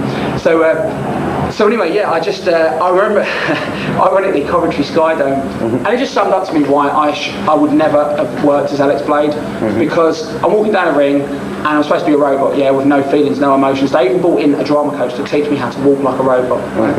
Awesome. Yeah. And anyway, I'm walking down a ramp, and someone goes, "Alex, you suck," and I went, "Your mum." Like, and a robotic, just go. So yeah, that was basically that. Really, it wasn't destined to be the sound of North London. but yeah, so that was that's basically that's what happened with it. But the plan behind it was they wanted me to work like a monster, because they figured I was working and he was right. Ross was right. To his credit, his plan was to slow down my work, kind of how I work now. But he made the mistake. What he wanted to do was get me to work like a monster and slowly introduce my talking, because everyone, like, this is when, like, again, I'll come back to Stevie Knight. I remember Stevie Knight going, we had a big meeting, right, about what's wrong with the what's wrong with UCW, right? And all the boys were there, and Stevie Knight said, in fact, the money guys, I tell you what's wrong, the best talker on your roster is not allowed to talk. Yeah, I mean, I just remember, and I thanked Steve for that, and but again, it was just common sense. He wasn't pointing out anything that anyone with a brain didn't already know. It's like it was, it was pretty obvious. It was obvious, but I mean, the idea was to slowly introduce me into the world of talking, and then give me emotion, and and if I think he wanted to treat me like the Undertaker, sort of. But I just, some people, the Undertaker is probably like a lot like his character in real life. Yeah. Do you know what I mean? I don't mean like he's the dead man, but he's, quiet. You can probably tell by the interview that's not me. So it didn't work. How did your time in UCW come to a close? What kind of circumstances surrounded that? We didn't get paid for an eternity. I remember just like losing it. Like, none of us had been paid. Like, basically we had this no compete clause in our contract that we couldn't work for anybody else, but we hadn't been paid in months, and we weren't allowed to work for anybody else. And a load of the guys were like, it was quite funny actually, because a lot of people fell out. Danny Royal, what happened, a lot of the wrestlers would just go thinking, well, fuck it, I'm going to go and work elsewhere. But Danny Royal went on the internet, found out where the guys were working, and contacted UCW, right? Got these guys, so he became known as a snitch. Ironically, he became a policeman. But yeah, I mean, it was a lot of people knew. It caused a lot of hate. I mean, I can understand Danny's point of view, but it was more frustration, because he wasn't. He was like, well, no, I'm going to stick with this, because he wanted UCW to work. But he was seeing the other guys going and working. But also, he has to understand their point of view. They weren't. Some people, it was their living, right? So. Anyway, my time, I got some valuable things out of it. Like Flash Barker, me and Flash Barker became a tag team. I really got a new respect for Flash. I respected him anyway, but it was really good working with him. Some funny stories, like we were going to go on a strike at Coventry Skydome because we hadn't got paid. Luckily they turned up on the day of the show with our money. We were ready to go and sit in the ring in front of 2,500 people and say we're not wrestling until our money turns up, because I remember being like, I was looking, I remember phoning up Ross Gordon and just cracking up, and I'm like, I've just scrabbled through my fridge, right, to find a manky old chicken breast that's been in there for 2 years because I can't afford to eat, because your fucking company's not paying me money, right? I can't work elsewhere because you're threatening to sue me. I just lost it with him, and he's like, I understand. But I think the main thing, if someone said, what's the best thing you got out of UCW, I'd say a pair of $800 2 1/4 inch or 2 3/4 inch lift wrestling boots. Okay. They bought my whole costume, and to this day I still use those boots. I think I'm the only wrestler in the dressing room with Velcro straps on my boots. So when everyone's taking half an hour, they set their boots on. You see that? So it was worth it for that. After UCW, you decided to open your own school. Yes. Here in North London. It was at the Sobel Centre, I believe. It was the Blind leading the Blind Wrestling Academy. Okay. Well, memories of first starting the school up? I loved it. Mm-hmm. You know, I think I've started up another school now, and I'm going to start another one in London shortly, and I can actually teach people now. Let me ask you, what prompted the decision to make you decide you wanted to be a teacher in pro wrestling?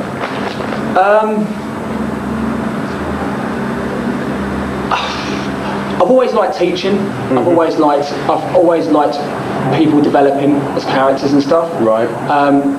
And the money was really, was really an incentive. No, I mean, basically I left UCW, I saw an opening for it, I had loads of people, I went back to doing some security work, I was doing like security for, like personal security, wicked job for like U2, Eminem, David Bowie, like Typo Negative, System of a Down, just lots of different people and stuff. It was really neat. But you know, wrestling was my love, right? And FWA, I still want to do something in London. So I came up with the idea, well, why don't we run a wrestling school? We'll breed some new talent, we'll get a new fan base and stuff. We'll make some money from the school to put into some London shows, and we'll go from there. So we did. I found because I basically went to the Sports Council in North London, got a grant to start my school, which is quite forward thinking, because a lot of British fans don't, a lot of British promoters don't think like that. So I basically did that, and I mean, to be honest, considering my limited knowledge, I thought I knew quite a lot, but I obviously didn't at all. But we got some good people. We got Ross Jordan out of there. We got Styx. We got the Duke of Danger, and most importantly, in my eyes, we got Hay Branson, who I think is going to be a huge star. Definitely.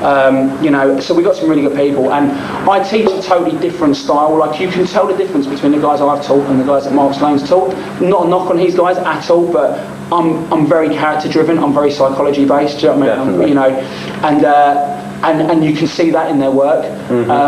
So yeah, I mean, it was a really fun time. I really enjoyed it, and we did like all different kinds of classes. I had people as young as 8, I had people as old as 50. Do you know what I mean? It's, actually that guy was a bit of a pervert, but I mean, but other than that, it was a really fun time. And to be honest, I actually credit that school to starting FWA, getting to where it's got, because what we did from that show.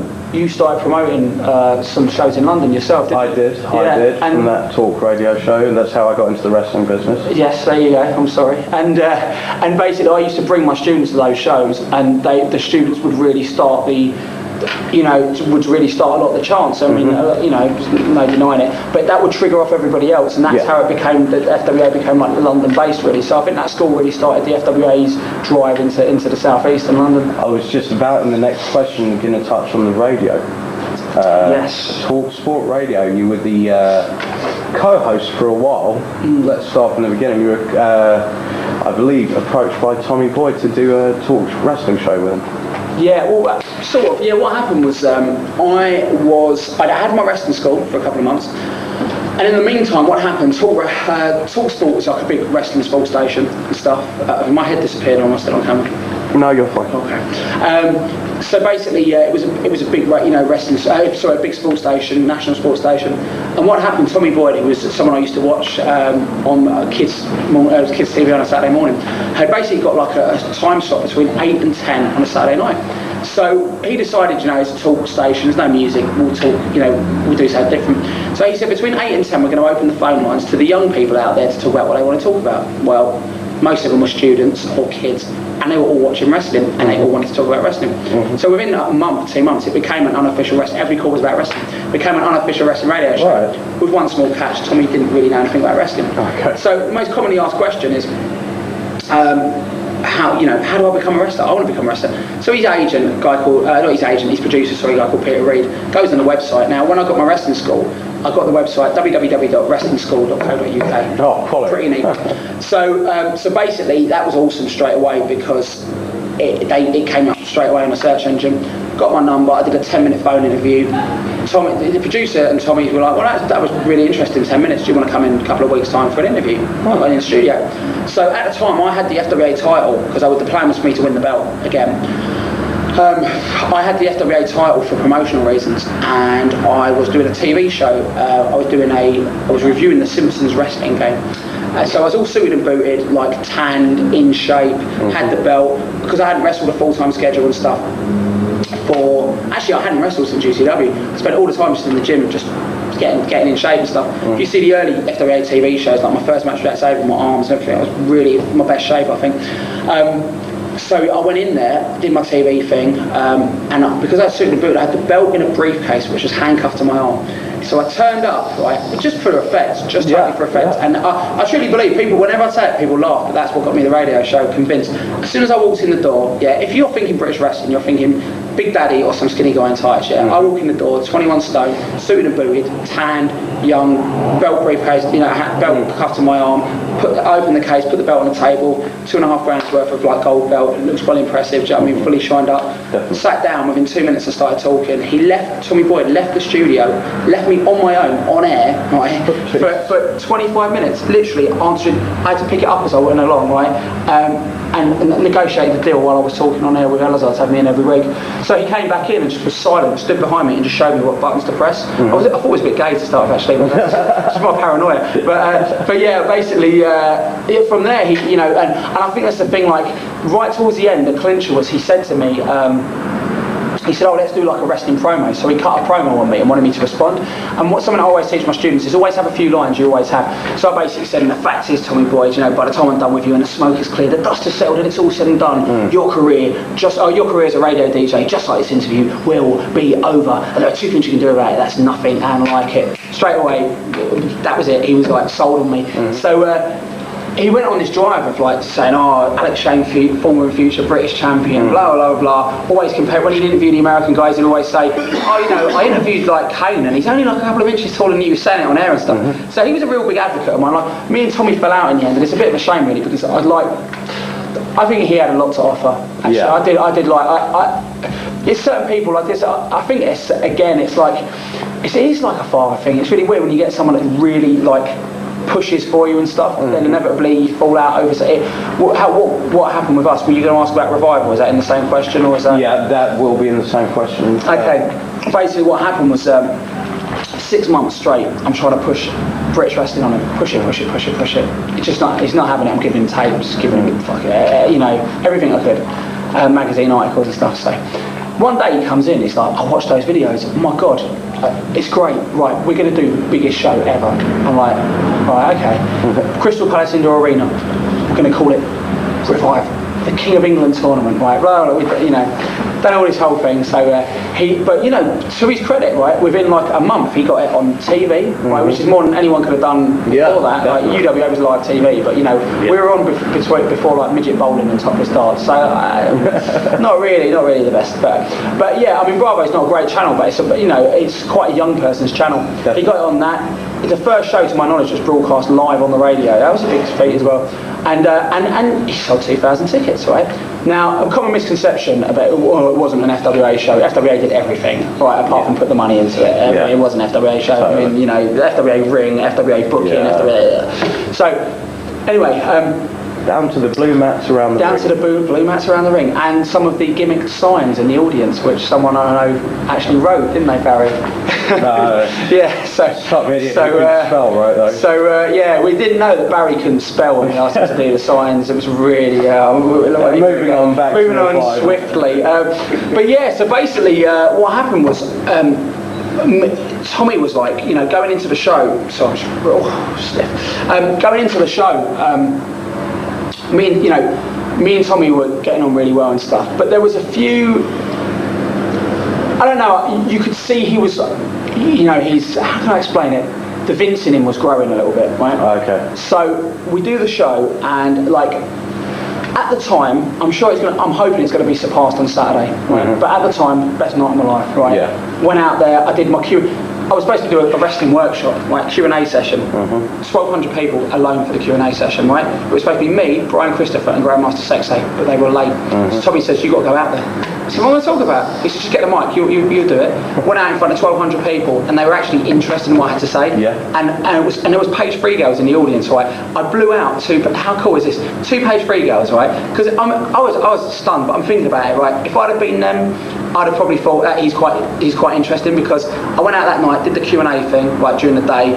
I was just on form, like everything seemed funny, it was cool. Did my match at the time live. The match was a really memorable match and stuff. I had all the crowd doing my show thing when I came out. It was an awesome night and stuff. And these 2 page 3 girls, like before we get to the page 3 girl thing, I remember walking around and everyone was coming up like asking for my autograph and stuff. And I'd never really experienced like that before. Do you know what I mean? Because I didn't realise the power of the radio show. You're on there and you're like. It was the first time a British wrestler in 15 years had been considered a bit of a star. Yeah. Do you know what I mean? And that's, and the Sun had backed it and stuff as well. So, it was a big deal. So I remember I saw this big group of girls, right? And they're like attractive girls, like groupie fan type girls. So anyway, this girl comes over to me and she's like, can I have your autograph? Can my friends have it as well? And I was like, yeah, of course you can. I said, have you got something to write it on? And they all had a letter each of the name Alex Shane on pieces of card. I was like, well, that's pretty neat, man. Do you know what I mean? So I ended up, but it was just a really, I was with Nikita at the time as we just started dating and stuff, and the page 3 thing. I mean, I was a very bad boyfriend. Like me and Nikita are like best friends now, almost like brother and sister to a scary degree and stuff. But obviously, we're not dating and stuff anymore. But I think that's probably best for both of us. But it's definitely like my best relationship apart from the one I'm in now, which I'm really happy with, and it's changed me in a lot of ways. Well, sort of. I'm really close. I haven't fallen off the wagon yet. I've scraped my face on the floor a little bit, but quite good. But yeah, basically with Nikita and stuff, we just started dating and stuff. So we had quite an open relationship, and so we've got like these girls coming up to me with a sign, like the sign and stuff. And there's these page 3 girls. They were chatting me up and stuff. And I said to them, wait for me in the bar. Went downstairs. I was so busy just chatting to everyone, mingling, but feeling like a big star. I left them waiting up there for an hour and 45 minutes. No. And then they actually got kicked out by the venue staff. No. And they wanted to come to a strip club with us. That was what they, that was, and to be honest, you know what, at the night I was gutted. I thought about it and I was gutted. But now looking back in hindsight, it's a much better story. Yeah. That they got kicked out, But yeah, basically the reason I'm telling you this is that was the kind of Tommy Boy witnessed all this stuff, right? And after the show, he phoned me up and he's like, Alex, we're going to make you like such a star. We're going to do this, we're going to do that, we're going to do this, we're going to do that. And I was like, wow, sounds awesome.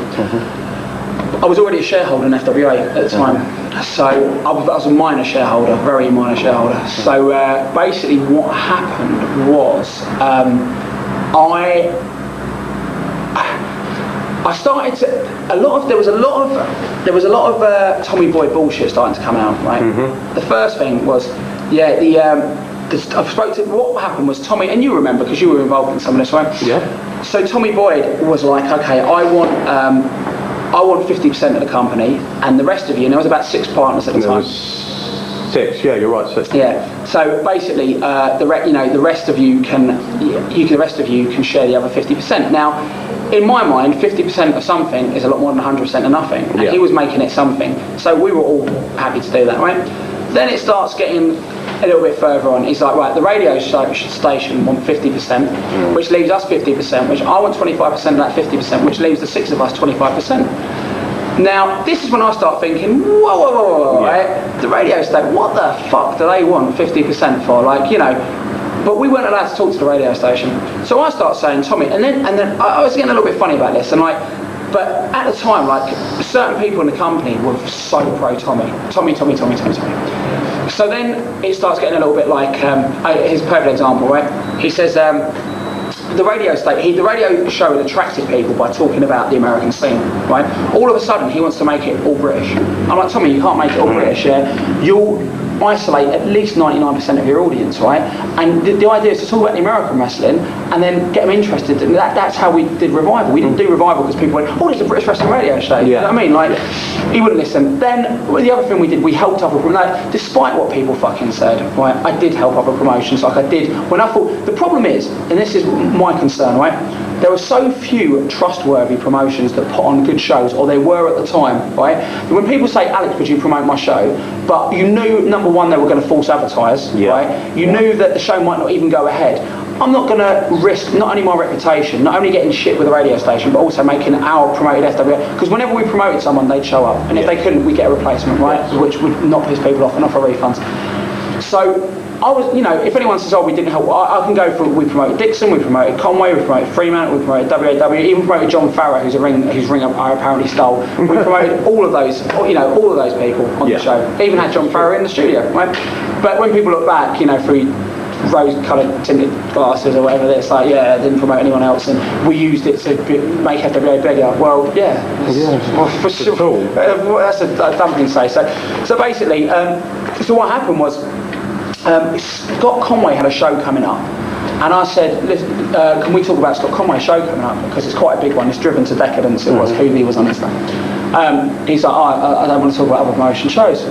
So I said, well, you know, you did it before. No, we're gonna. No. And it was actually Tommy who did not want it. And this is on my mother's life. Yeah, I'm not crossing anything here. It was actually Tommy. You looked at my feet. I did check. I did check for you. It was actually Tommy that said to me, we don't want to cover any other British promotions. Let's just focus on SWAT and FWA. And so SWAT was the name because he was trying to stop it. What it was, he changed the name from SWAT to SWAT because he wanted to make sure that there was, if we didn't go along with his plan to take it over, he could just change it straight away, right? And that's what it was. So anyway, so the only person that backed me, everybody was going on this little Tommy Boy bandwagon, the only person that really backed me was Nikita, right? Nikita actually said to me, because I said, you know what, I'm a little bit dubious about the Tommy situation. So it got worse from here, right? Because what happened was, then the tape of Revival came out, and my match on tape was not very good, right? And the reason was because a lot of things that on the night, Revival is the best and worst match I've ever had, right? Live, it was awesome, I loved it. On video, it exposed all my flaws, right? And stuff I work on now. For example, when I pin someone now, I will pin them. I'll pin them 3 times, right?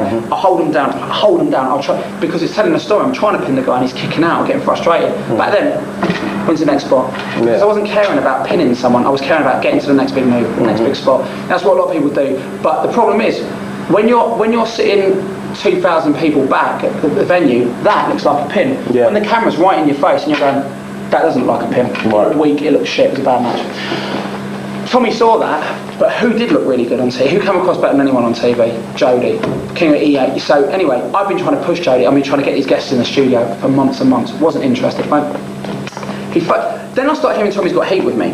So I phoned him up and I'm like, Tommy, have we got heat? Have things caught? He's like, no, Alex, if we had problems, I'd tell you, blah, blah, blah. 2 days later, he phones me up, right, and says to me, Alex, I've made a decision to arrest you from the radio show.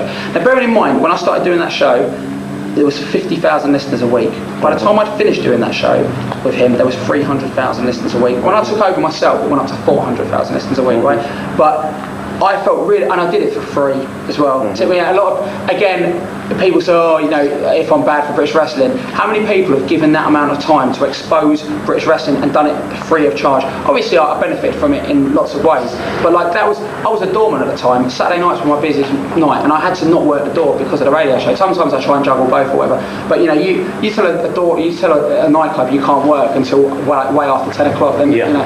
Anyway. So basically, that was that. So he phoned me up and said he's arresting me from the radio show. I was like, right, okay, well, what's that mean? Well, you know, you've been on it a lot now, blah, blah, blah. Maybe it's time to get somebody else in, so we're going to get Jodie in, blah, you know, which is cool as a guest, right? But not as a co-host or whatever. Then, you know, anyway, my favourite Dino Scarlo quote is, I love Jodie to bits, but I never enter her in a pub quiz. But basically, but what happened was, so that was that. So then he said to me, but Nikita, we'd like to keep Nikita in the studio. Now I got Nikita on the show, right, doing an email to female thing. So I said, well, Nikita's her own person. Yeah, of course I'll encourage her to still do it and stuff. But we normally go out on a Saturday night after the shows and stuff. So I said, is it cool to wait for her? He said, well, I don't really want you in the building. He wouldn't even let me come to the building, right? Really? Yeah, and in another room and wait for her. So that was kind of that. And none of my partners at the time, and whatever, I mean, I do understand it, but it drew a kind of, me and Elazar were good friends, and then something happened, we had a kind of falling out. over a woman. It was never we never had a bus stop. Something happened. It was actually Victoria de Montfort. Something happened with Victoria de Montfort and stuff, and that was a bit of a bust up there. And so things were never really the same with me, which I regret actually to this day. But I also to this day know that it was 50-50 in the blame department. So so basically, I think people that could have defended me to Tommy didn't, because there was little bits of grievances there anyway, and in their eyes they thought I might be getting my comeuppance. I think that's my honest belief. Right. So then, what happened after that, I got injured, and I lost my wrestling school as well. Dino Scarlo, friends who were firebomb my landlord. In all fairness, the guy totally deserved it. He did deserve it, I would say. Yeah, he was. He did deserve it. But yeah, so I lost my gym, got injured, and I was out, and it was probably the lowest period of my whole life to that point. I was living with Nikita, I had no income, I wasn't working on the door, I didn't have my wrestling school, didn't have the radio show, I now couldn't wrestle full stop, and it was just a really shit period. I was at the point, like, a lot of people, if you read any like entrepreneurs, autobiographies or anything like that, most people before they go up reach rock bottom, and it was really strange because I just remember being at the lowest point I could possibly be at, and I get a phone call. So I answered the phone, and a friend of mine says, "You heard about what's happened to Tommy Boyd?" I went, "No, what's happened?" I said, "He's been sacked from Talksport." It's like, "You're joking." So basically, I thought, okay, I checked into it, lo and behold, he's been sacked. So I spoke to Dino Scarlo, and to this day, he still says to me, like, "I can't believe you got off the ground." And I said, I'm going to approach him about, because what happened when Tommy got sacked for a couple of weeks, right? They brought in another DJ and tried to debunk wrestling, and bless the Talksport fans, the wrestling fans, right? Because they tried to slag it off, they debunked it, ripped it to shreds, and people were phoning in saying, "Shut up, you dick! What are you talking about?" Like, people were pestering, like. But oh man, they got rid of the Talksport fan forum because of it, the amount of people bombarding it and stuff. So I sent them a proposal, right? Now when I was doing this Talksport show with Tommy, I was always told, Talksport don't like you. You're only here because of me. So, because I just believed it. I was like, okay. So anyway, I get a proposal together, I speak to Simon Lillsworth from The Sun online, and just get my little team together. So I sent in a proposal, this is what we can offer, this is what we can do. I even offered and did make the jingles, get the competitions, get advertising, that kind of stuff. So I put the proposal in, I dropped it off to Bill Ridley at Talksport at 4 o'clock. At like 2 o'clock, so on a Thursday. By 4 o'clock, 2 hours later, he phoned me up and said, "Right, what are you doing this Saturday?" I said, "I don't know."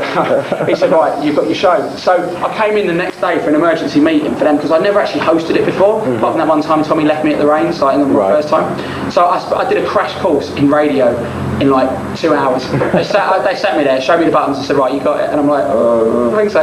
So I basically started the next day, learned on the job, and it went really well. But the great thing was, right, and again, like Dino, he's been totally, out of all the fake father figures in wrestling, Dino's been, we're actually not talking at the moment, like I've not spoken to him in a few months, we've had a falling out, but we always fall out, I'm sure it'd be cool. But out of all the people that have been there or stood by me, he's the one that's been through thick and thin. Like I remember when I left Hammerlock, and I was like 19 or whatever, and he took a load of us under his wing a little bit, but just out of niceness, because he knew how passionate his love for wrestling's died a little bit recently, and I can see why. I think he just needs a break from it, to be honest, because wrestling can really. I had this the other day. I had this couple of, I had nearly fallen off the good boy wagon, so to speak, because I was around wrestling for an entire week, and I kind of had fallen off it, and I just, because I hadn't drunk or anything, gone out partying, done any of that stuff, and I was around wrestling. I was on the road for 8 days. By the end of it, I had collected a few road stories, so to speak, and I was just like, you know what, I got really down on wrestling. I was like, I can't believe it, because the thing is, in wrestling, you're around so many immoral people, doing so many immoral things, that there's no one to turn around and saying what you're doing is bad. In fact, there's a load of people who turn around and go, "Don't worry, do it." You know what I mean? And so it's, you know what, and I actually equated it. I was on the way home after a long week, and I actually equated it to, I said wrestling is just like, you know in Pinocchio, that island where all the boys go and they're allowed to do whatever they want, right? They smash things up, but slowly, without realising it, they're turned into arses and you can't even see it, right? That's exactly what wrestling's like. It is. And it's so, you know, and it just really put it into perspective to me, and I was so depressed. This was a couple of weeks ago. I was like, man, I need to quit already, you know. But I think Dino got to that point because he's been around it so long. His dad's a wrestler, do you know what I mean? He does wrestling. Definitely. But the thing with Dino, he just phoned me up one morning, right, when I was 19, and he said, I had this dream. He said, and he put the phone onto his girlfriend Paul. He's like, tell him. And she basically told me he woke up at 4 in the morning and said, Alex is going to be the biggest name in British wrestling.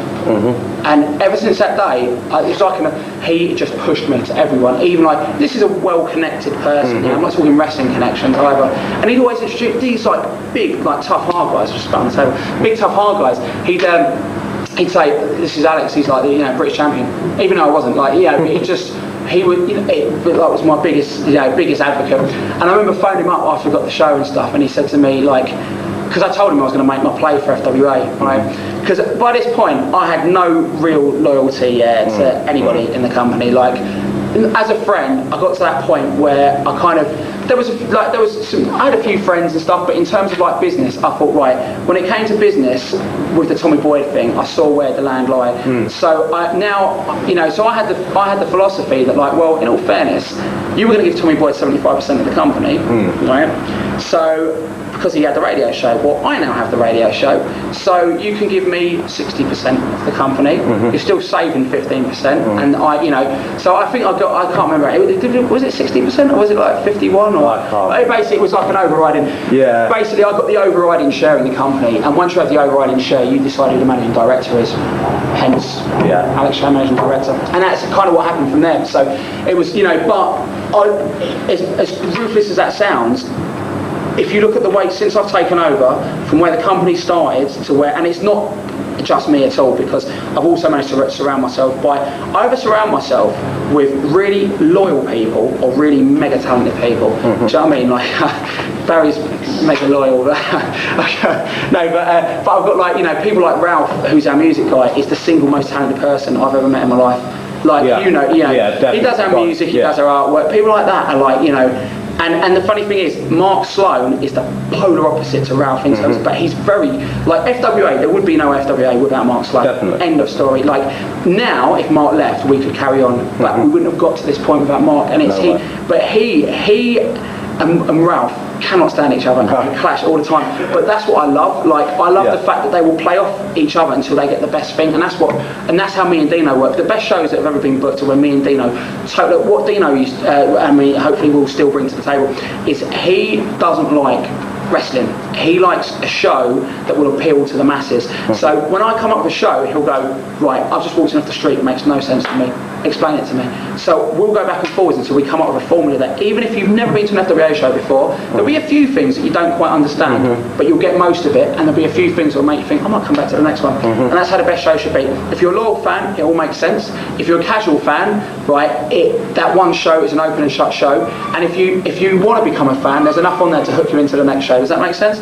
Yeah. And that's so basically what I brought to the FWA, I knew as soon as I took over, my vision was like British Uprising 1. That was my, I remember coming, were you at the meet?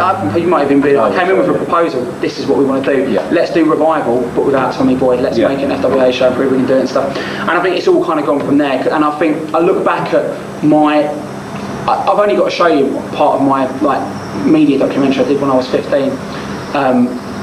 To see where my roots in trying to build wrestling have lied. I've always wanted to try and put it over and sell it, and that's like, everybody's here for one thing, and that's what I'm here for. Like, and that's why when people, I get slagging on the internet, if anyone that says that I'm negative towards British wrestling, and I read an interview the other day actually, Justin Richards, who I would consider a friend, said something about me which I took offence to or whatever. He said I'm either the biggest, the brightest thing in the future of British wrestling, or its biggest threat, right? Which I was upset, because if Justin felt that way, he could have said that to my face, but that's by the by. Wrestling's very fucking fickle. But like, anyone that thinks that, right, is like, how can I explain it? I'm trying to think, like Vince, for example, I'm sure the old school promoters don't like what Vince has done to the wrestling business. Of course, okay, yeah. but he is. If you want to still be an old school promoter, I mean, it's very difficult now because kayfabe's been broken, but kayfabe was always going to be broken, right? There was, there was no Vince McMahon in Magic, but the tricks that were going on when wrestling was still kayfabe have now been exposed and everybody can see through them. No one broke kayfabe to the point that it opened everybody's eyes. Most intelligent people's eyes were opened, just not to such an extent, but they were always going to open. Like you look at society changed. Everything has been. There's very few things now that are taboo anymore. Do you know what I mean? And because the way the world we live in. So when people say to me, "I hate the internet, it's ruining wrestling," I said this on the Bagpipe Report. Right, well, you can hate it all you want, but you either live with it and work with it, or stay behind. Do you know what I mean? You're going to fall behind because the best, you have to progress. You have to, otherwise you just procrastinate and you become like WWE, where it's the same guys on the top forever, and they try new ideas to make people watch, and they're failing miserably because everything they tried Taboo Tuesday, big fucking flop. It's funny because I've got an idea which I'm going to implement within 2 years. It's like we're a week before Coventry Skydome, and this is the thing, like. Coventry's got just like Uprising 1 was my first goal. I've said for 2 years now we're going to do Coventry Skydome, and I cannot believe we're a week away from it until it's again. Really, when I think about it now, it's really bizarre. And it's going to be a real. I think for a lot of guys there, that's going to be quite. If the show goes how we're hoping it's going to go, I think it's going to be quite emotional at the end of it. I think everyone's going to kind of sit back and think, wow, we've done an arena. Do you know what I mean? Yeah. But I'm getting quite not choked up, but thinking about it, it's quite a monumental achievement for, considering shows in Harrow High School and stuff. You know what I mean? But I think it's I think that's the thing with wrestling. You just have to progress, and you have to come to terms with the fact that wrestling is not how it used to be. So what was the original question that you'd asked? Was it? We were basically going from how well you knew Dino. Okay. So that was the thing. So I basically made my play for FWA, and that's how it went from there. Okay, we'll be back after these short messages.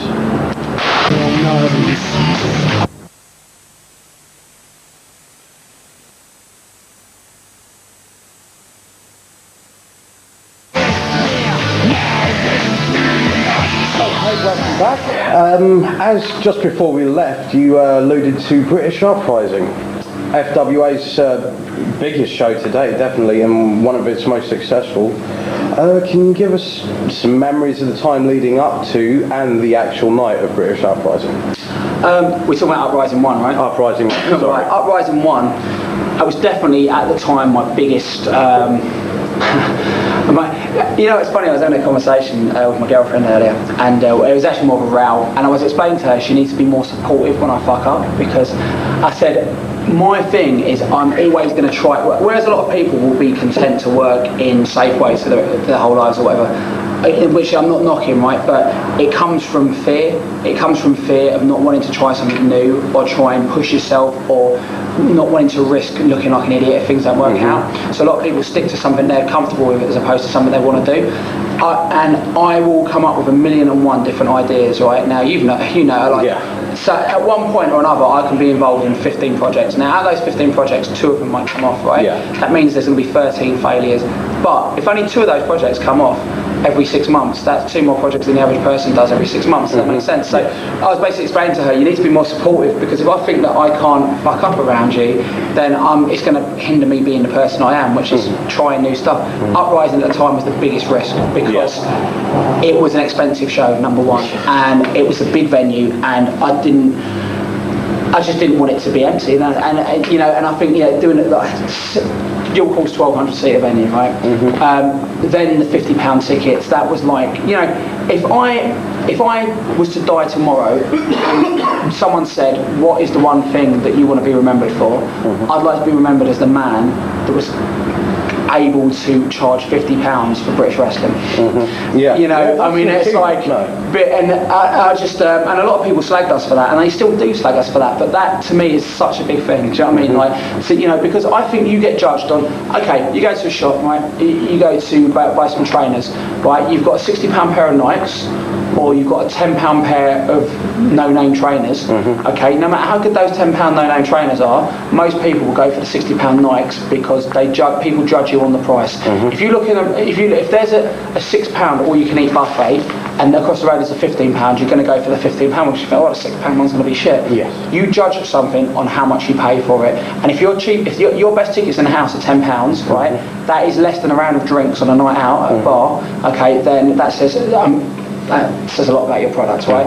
If like we've got Rising 3, our front row tickets are £60, says a lot about our product. It just so happens we've had the best advance we've ever had on an FWA show with a week to go, right? Because people think, oh, it's going to be big, man. This is it.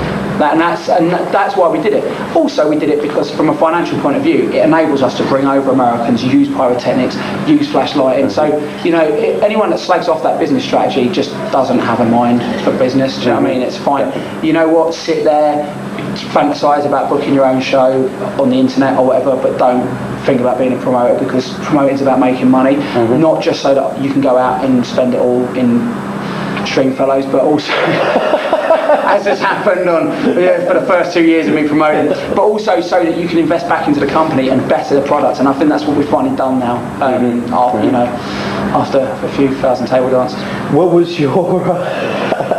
What was your moment when you realised at British Rock Rising? What was the moment you realised, yes, you'd done it, you'd pulled it off, it was going to be everything that everybody expected, and you know, it had happened? To this day, my fondest FWA memory, the finishing pop for the opening three-way dance. Someone asked me in the backlog report what was my favourite FWA match. It's that match to this day, James Ty, Raj Ghosh and Jack Xavier. Just awesome match. Myself and Dino really took time to work on that match with those guys, because that was a test. Like, that was a real gutsy move, right? Because the two most important matches on your show are the first match and the last match. It's the first 75% of what people think of you are first impressions. The last 25% are last impressions, right? So you can kill it at the beginning, but then you can make up for it at the end and be remembered in a good way.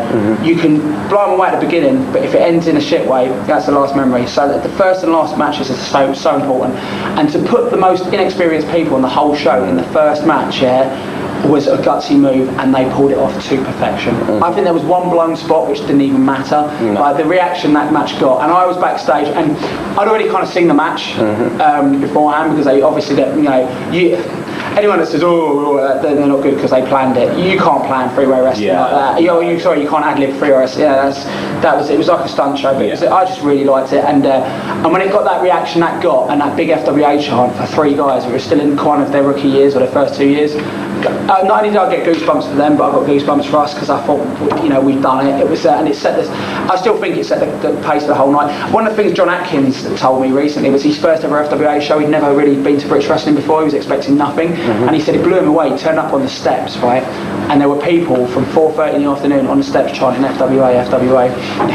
You know, and it's do you know what I think is really sad about that is that we don't get that anymore. And the reason is because we're no longer the underdog. You know, as soon as you become like that was our first, that was the beginning of the end from a loyal fan view standpoint. People can say, oh, it's because we fucked up with this, or there was a ticket fiasco here, or when people, well, I hate when I read on the internet, people say, oh, FWA screwed up this or they screwed up that. It's so difficult.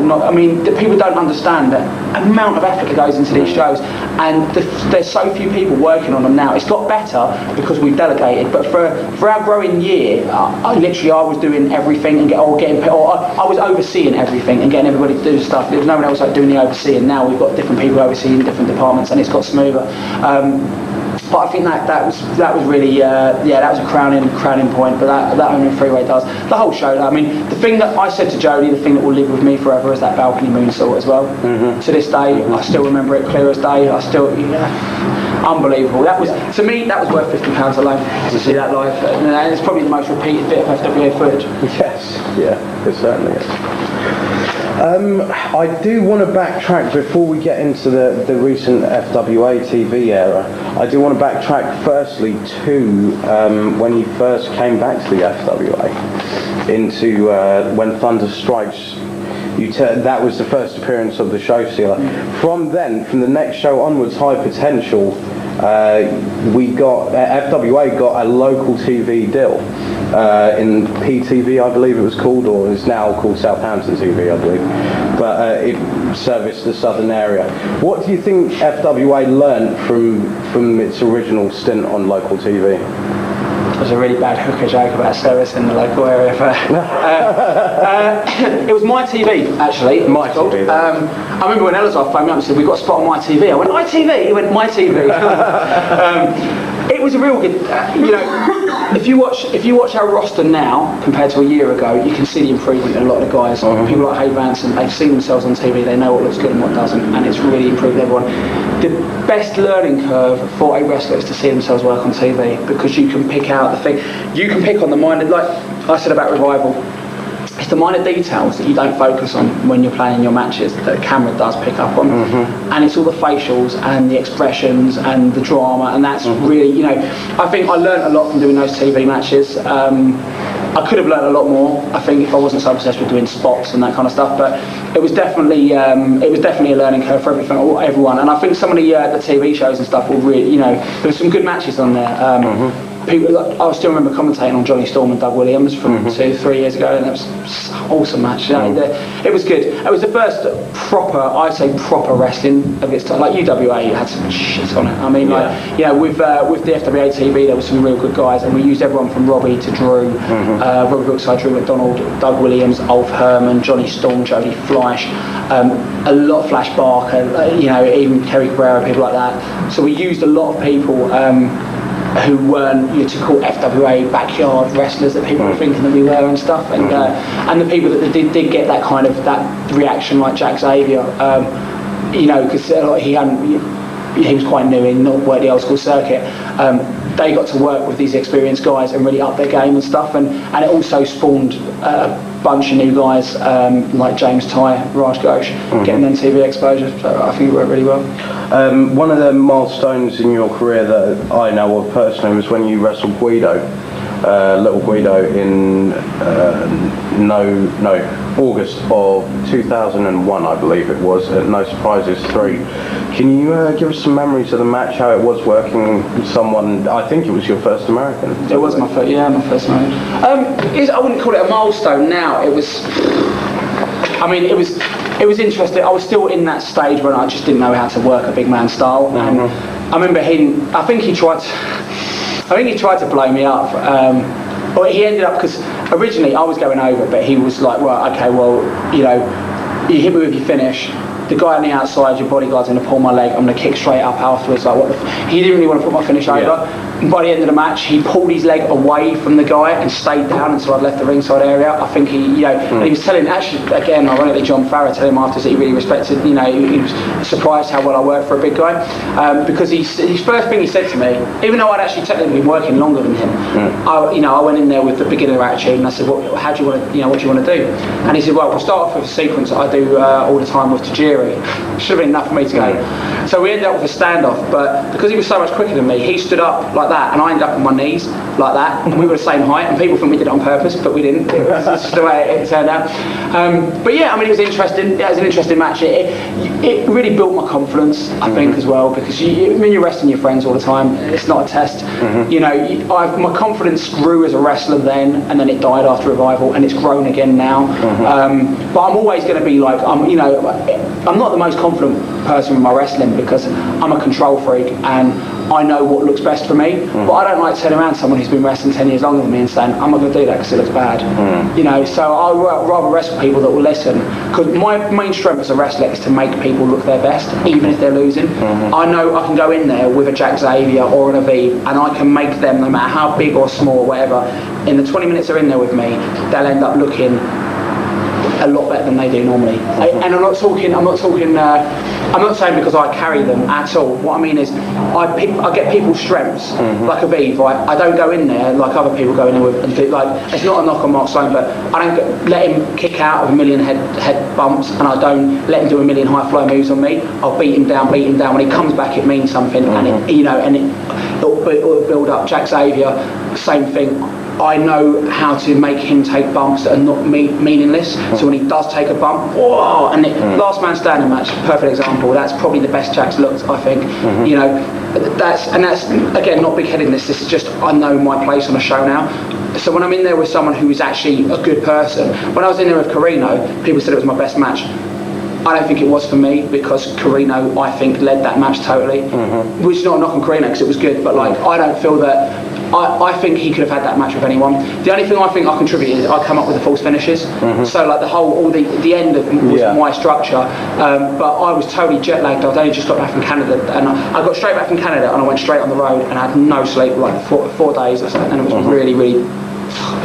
That whole day, yes, right. I very rarely screw up my lines. I very rarely screw up my lines, and that was the perfect time to do that. But yeah, I screwed it up in the thing with Danny Williams, and you know when I said I was the heavyweight champion of wrestling. But I'm so glad I did that because when they started trying to you fucked up, it woke me up when I came up with that comeback, and that's when you can almost see me go because I was so tired, and that's the most nervous I've ever been wrestling Carino because I didn't want it to be shit, and I was just couldn't keep my eyes open backstage.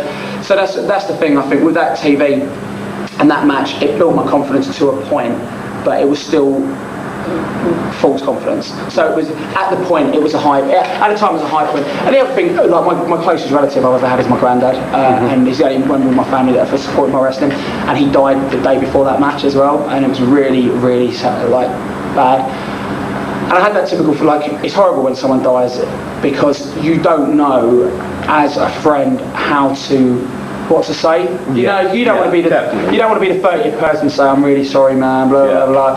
And I think Ralph said the best thing he could have said. He said to me, "Was he a wrestling fan?" And I was like, "Yeah, he was." He was like the only one in my family that was. And he said, "Well, if it helps, you better be good tonight because he's going to be watching and stuff." And it was just, I had probably the best at the time. It was the best performance I had. I had 2 matches that night, and it's a really good thing to say actually. And I still thank him for that. So. Ralph is Rusty Music. Rusty Music, our music guy. Just wanted to clear that up. As you mentioned before, wrestling with friends, etc., etc.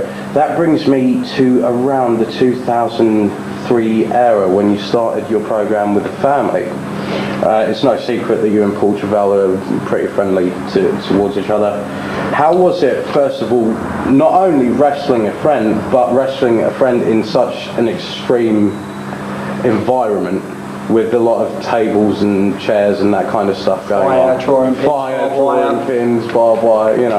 It's really weird because me and Paul weren't particularly friends before that feud. Right. I knew Paul because obviously he'd been at Hammerlock, but I didn't really know him much there. I think he was there after I left. But funny story with Paul. One of my earlier FWA matches, it was in Paul Travel's hometown, and it was a tournament, and I wanted to put Paul Travell over in the tournament. So another wrestler had been asked to do the job in the main event, right, against Paul. But that wrestler, who's a big name in wrestling in Britain at the moment, refused the job to Paul, right? No one wanted to ask me because I was like twice as big as Paul and stuff, and it just looked silly. And but I got wind of it, and I was like, I'll do it. So I mean, so I went out. I thought I'm going to be the biggest heel because when he beats me, it's going to get such a pop. I was such a bad heel. I had to go out and apologise to some people in the audience during the interval because of stuff I said on the mic. Right? But anyway, I ended up, I put Paul over, and he was really thankful. He's like, thanks so much. And to me, like jobbing. Only recently, I had to refuse to do my first. I felt really horrible saying it. I had to refuse my first jobs 2 weeks ago because going into Uprising, fighting for the belt, I can't be. It was stuff that was going to be recorded for a wrestling channel for another company. I was told it was anyway, and I just can't be being beat. One guy, it was his second match and he was 17. I shouldn't have been asked to lose that anyway. That's just disrespectful, but by the by, whatever. But yeah, I think because I've been so lenient with doing jobs and stuff before, and actually volunteering in the past, people just like, yeah, whatever, job me out left, right and centre. Even when I started booking FWA, for the first year of me booking, I jobbed myself out. I was the one getting the pins. Yeah. I found a tape. It's actually on the Best of Alex Shane DVD. Me and Nikita as a tag team against the family, right? Most guys, especially the booker, would be the one making sure the woman got pinned. Yeah? I didn't even realise it. I watched it back the other day because I was picking out unseen matches to put on the DVD, and I get pinned in it, and I'm thinking that's but that's how little I cared about it. It didn't even dawn on me. I'm in there with a woman, and I'm the one getting pinned. You know what I mean? It just didn't bother me. So anyway, Paul Travell came to my birthday, and only wrestlers to ever get me a birthday card, and he made it, and it was a picture of him pinning me on the front. And, so I always had I always had some cool vibes towards Paul, but he ended up basically, I took him off some shows, and we were at the point where I started booking, and Paul he needed refresh, he needed to be fresh, and I didn't want to say it, but he just didn't look like a wrestler, and it wasn't working, right? So I took him off some shows. So he wanted to have a meeting with me, so I met with him, and I said, Paul, I'll be honest with you, I don't know what to do with you, right? I said, if you can come up with something fresh and new, right, then we'll do it, okay? So I think you've got talent, but what you're doing at the moment is stale and stagnant, it doesn't work, right? So I had a couple of ideas, but I said, I think we need to turn you heel. You've got very hyperactive facials, and you're actually quite irritating. You know, and I said that can go in your favour. So anyway, I come up with a few ideas. I was originally going to turn him into like this big anorak type, train spotter type Mark person. Okay. We're going to give him like that. But then the family idea came about, like Brandon Thomas and the whole Jesus thing. Like they, you know, Elazar had them as baby faces coming out singing Kumbaya and stuff. Which, to be honest, I just thought it was shit, and I thought, listen, a religious cult type faction, right, really works if they're heels. Do you know what I mean? It's quite dark, it's quite sinister, and you can do some really good, like the sacrificial chair shot with the arms out. I still don't to this day think the family got anywhere near as fucking as good as it could have got, and I think that was more to do with the people in it. It's not. You know, we basically, and it was my fault as well, because I ended up putting a lot of people that we didn't know what to do with them, we whacked in the family. And you know, and I think if we'd have brought Drew in earlier, I think that probably would have helped a lot. And if we'd have got better people, because the family the problem was, apart from Paul Travell, most of the people in the family didn't want to be in it, right? And that was a problem, but I thought that it had such potential. The burning crosses and stuff, yeah, I really liked it, and you know, it was one of those things. Whatever, but it happened. But yeah, me and Paul ended up becoming friends through actually working with each other. That's what happened. We were on the road. Oh, okay. And it's the same thing, like I said with Jack Xavier, right? You ask Paul all the things that people remember Paul for doing. This is the difference between me and, like, for example, when he worked Alf Herman, I would come up to him and say, I'm going to hit you with this, I'm going to do this, I'm going to do this. Right, I'd come up to Paul and say, I've had the best idea. And it was always moves to put Paul over. Like, I'll be on the, like, I don't know if you ever, we did the one where I going to give him the one night stand off we had a ring board, spare ring board, and we set it up between the guardrail and the ring. I go to give him the one night stand, he fights off, he's on the top rope, I turn around the DDT through the ring board, he's deep running up the wall DDT, all the different like Hurricane Ranas off stages, all that stuff. I would come up to Paul, and because I knew what Paul had and I wanted to make him look the best he could be. Do you know what I mean? So if you watch those matches, he's in there with Ulf, he gets hit, he's in there with me.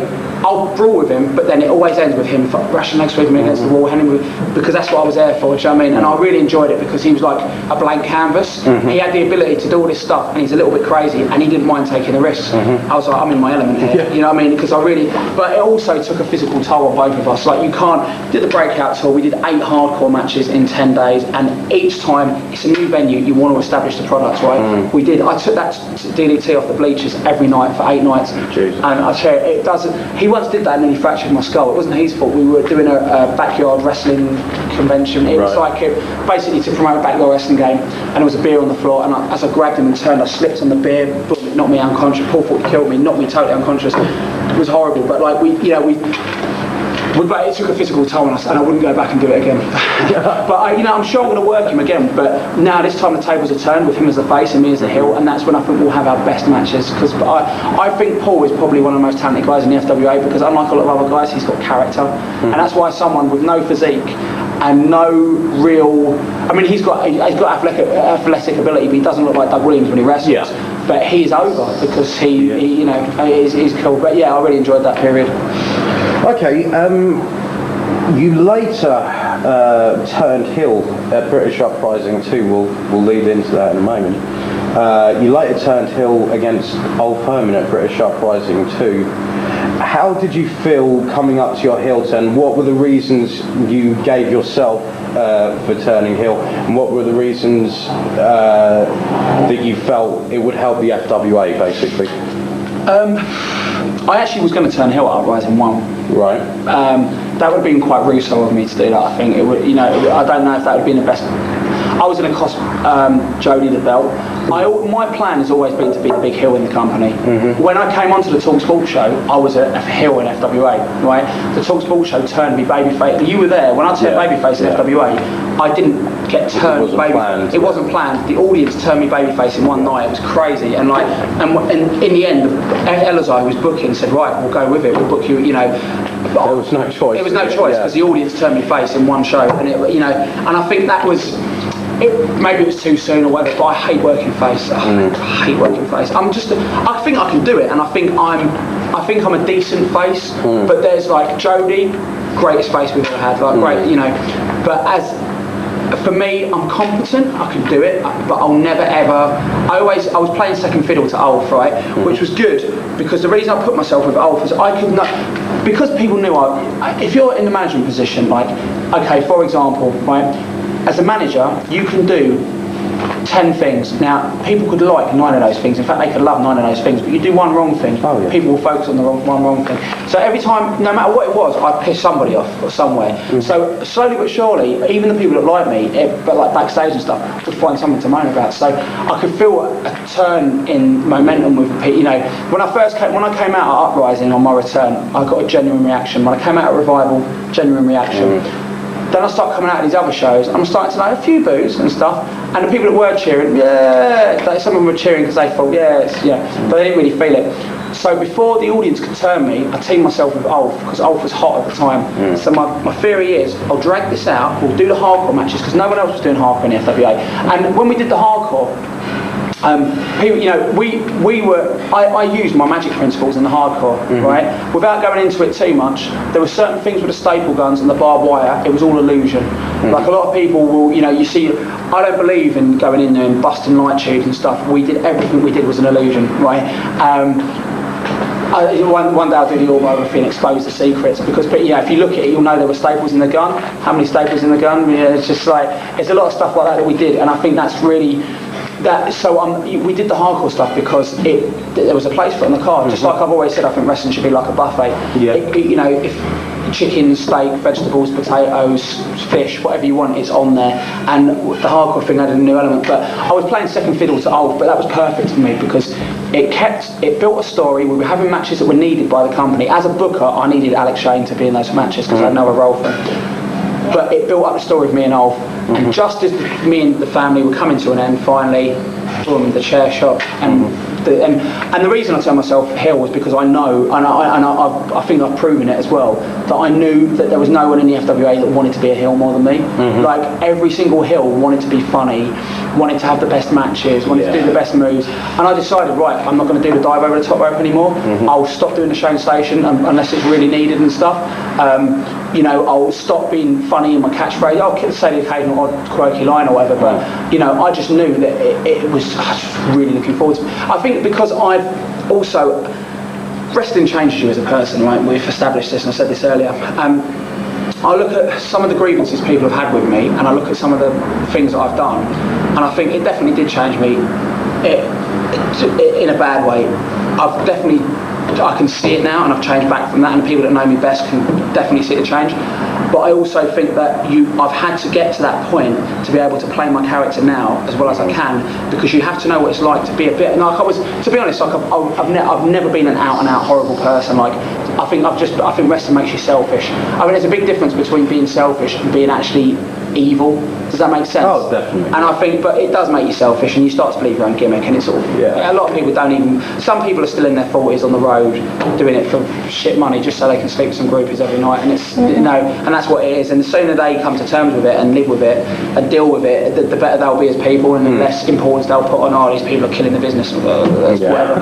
But I think that's the problem. I think that, so I just knew I could be a good heel, and I'm doing it now, and I wanted to prove all the people wrong, song, right, that said you can't get heat anymore, you'll just get pops. Oh, you've broke kayfabe, well, you'll just get pops, you won't get heat. Oh, you'll get a pop for a good move, but what happens when you run out of good moves? Well, like I said in the back right report, Carino beat me with a clothesline and got one of the biggest pops we've ever got, right? It was a clothesline. It wasn't a big move. How many big moves were in that match? None. It was psychology, right? It was a typical old school. It was a 1980s style match, 1970s style, whatever, right? With some new school run-ins in front of a new school crowd, and they march out like bitches. Right? And you look at Andy Simmons. The Simmons, you know, when Simmons turned, did the double turn again. Old school booking, new school crowd, massive pop. It can be done. You just have to. You just still got to be smarter with it. So that's why I wanted to prove that it could be done. So I thought, even if I have to turn, even if I have to leak stories out about myself on the internet, which I've done, there's things that even my closest friends don't know. Some of the stuff that's been said about me on the internet, right? That certain things, certain people that have posted under like aliases on the internet, people that. A lot of people, like maybe a handful of people, know certain A-listers on the internet are people that I've asked to post on the internet to leak out negative things and stuff. And I think that's because I want people, when they're booing me, not just booing me because they don't like me as a heel, if they actually think, I don't like that guy, I really don't like that guy, the heat crosses over, you know. And I think, and it's shown, because 50% of the heat I'm getting is work, and 50%, actually no, it's lessened. I think now. I think our audience are generally like a lot smarter than I'm giving them credit for at times.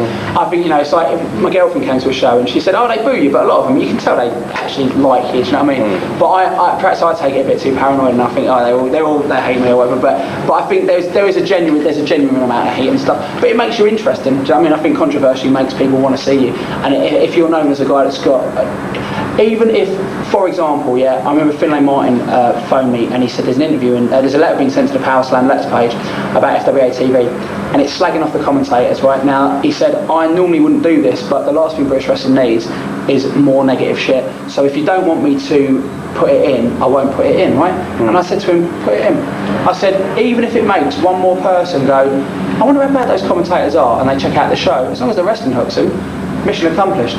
So I think that's the thing. So, you know, that's all that negative stuff it builds interest. Okay. We mentioned before this British Uprising 2. British Uprising 2 had a hell of a lot to live up to in the fans' eyes, I guess in the workers' eyes, in many different people's eyes.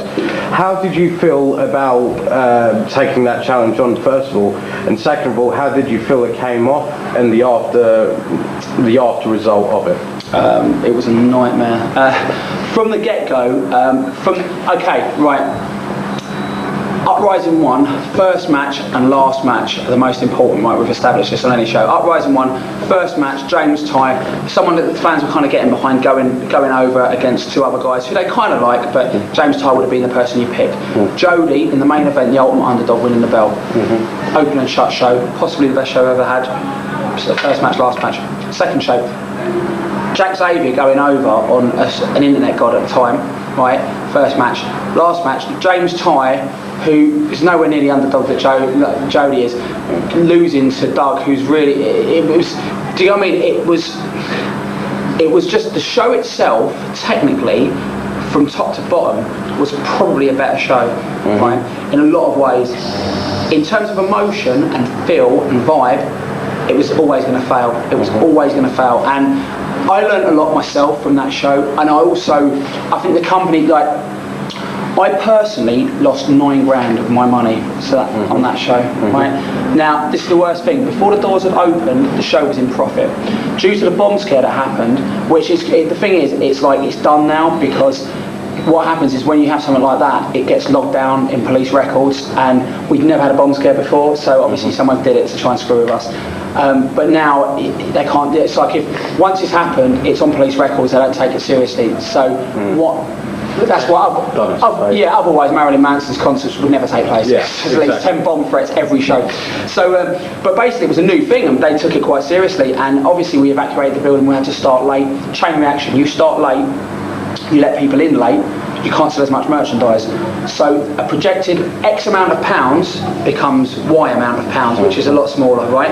Then people that have bought tape stalls from you don't make as much money, so they can't pay you as much money, right? Then money that you were going to pay on the night, instead of paying the VAT on it later, you now have to pay at a later date, right? You have to lose your deposit on the venue, pay the bar staff and the security staff for an extra hour and a half's work because you left later, leaves you even less money, right? So then you get to a position where now this money that you had sitting there, you've now not got, right?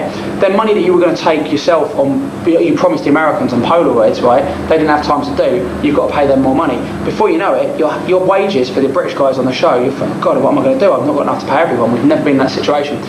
We had to go to people and say, okay, if you can take it, anyone who wants money has got it here tonight, but if you're willing to wait for 10 days until the cheque clears, we will give it to you plus interest, right? Suddenly, people's wages of X amount of pounds becomes triple X amount of pounds, you know what I mean? And so it ended up costing, there's a very big reason that the FWA closed shop for 5 months after that show, and that's because anyone that knows me, I had I wouldn't say a mini nervous breakdown, but it was a crisis of faith. I totally turned my phones off. I went missing for like 2 or 3 weeks or whatever, and I'm trying to work on my threes at the moment. But yeah, I basically went on a missing, and I just needed to re-evaluate everything. Like not only the bomb scare, but like Paul Travell getting set on fire, the heel turn I just did, and just it was a real like time for reflection, and it was kind of reminded me similarly to the Talk Sport show and what happened around about that time after Revival. That which does not kill us only makes us stronger, and that could have really been enough for me, but it was a point where it had to, it was a point where we had to either stop or we had to get better, and we stopped. We took the time to get everything. We changed. A lot of people said, "Oh, I didn't notice the difference after the company changed," but it was stuff that fans wouldn't really see. In fact, the company changed in some ways for the worse, right? We didn't bring in pyros for the next shows. We scaled down the quality of the lighting and stuff, but that's because we were starting to think, right, we're going to start making a profit now. This is, I brought in a different person to deal with the accounts. I no longer dealt with them. Everything was done differently. The shows began running on time, started. New Frontiers, the first one was a bit shaky, but we tried to, now we start on time, we end on time. Little things that we needed to tweak things to get the audience's faith back, and I think that's slowly what we're doing now. As you did mention, you took a hiatus from, or FWA took a hiatus from wrestling for about 5 to 6 months. During that time, not only were you working backstage with FWA on the relaunch, etc., etc., you worked around the country a fair bit. Various different promotions all around the country. What was it like as a booker to go into a locker room and have no longer that power and just be again one of the boys? Because for a while obviously you were on the higher plateau. Now you're back down and you don't have the control of your character, you don't have the control of whether you're going over in the match, etc. How did you find that? It was great. My first show I won the TWA title and didn't realise. I wrestled James Mason. I got backstage and Scott said, "You forgot the belt." I said, "What belt?" He said, "You just won the TWA title." I said, "Was that for the title?" He went, "Yeah." So I became the TWA champion on my first show. It was cool. I mean, it's a shame actually because someone's been posting all this leaking out stuff on the internet. They leaked 2 things. The first one was that Flash Barker's retirement ceremony was a hoax, and the second one, this guy called Dan's the Man, and the second one was that Johnny Storm wasn't going to be at Uprising 2. They could reveal exclusively he was going to be in Thailand. And I found out the other day that that's Scott Conway doing that, which I don't know whether or not I want to believe that, because I really thought Scott was cool and stuff, but there's a couple of other things. There was an interview recently that he did, and he named me as the guy that sabotaged the GWF show and stuff, and so I'm like, I don't know. I'd like to say good. Well, I will say good things about myself. I really enjoy working with Scott, and I actually really like Scott. So I'm a bit, I don't know what's happened there, but it was interesting. I mean, it was. I tell you what, I probably had the thing that really changed my view on wrestling and has made me the heel that I am now. I worked with Jake Roberts, right, and for all the stuff that I'm sure we'll cover that happened between me and Jake, like at a later date. Working him taught me more in one match than I'd learned in, at that point, 9 years of wrestling. Guys, the guy just said something.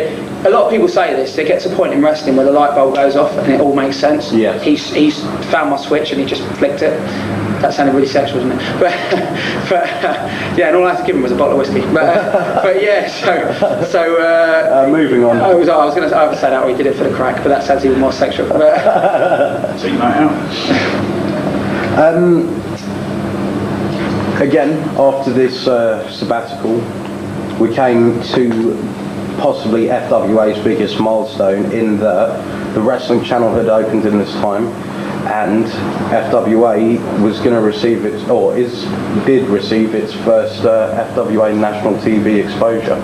How did you prepare for this, coming up to New Frontiers 2004? It was in March, I believe.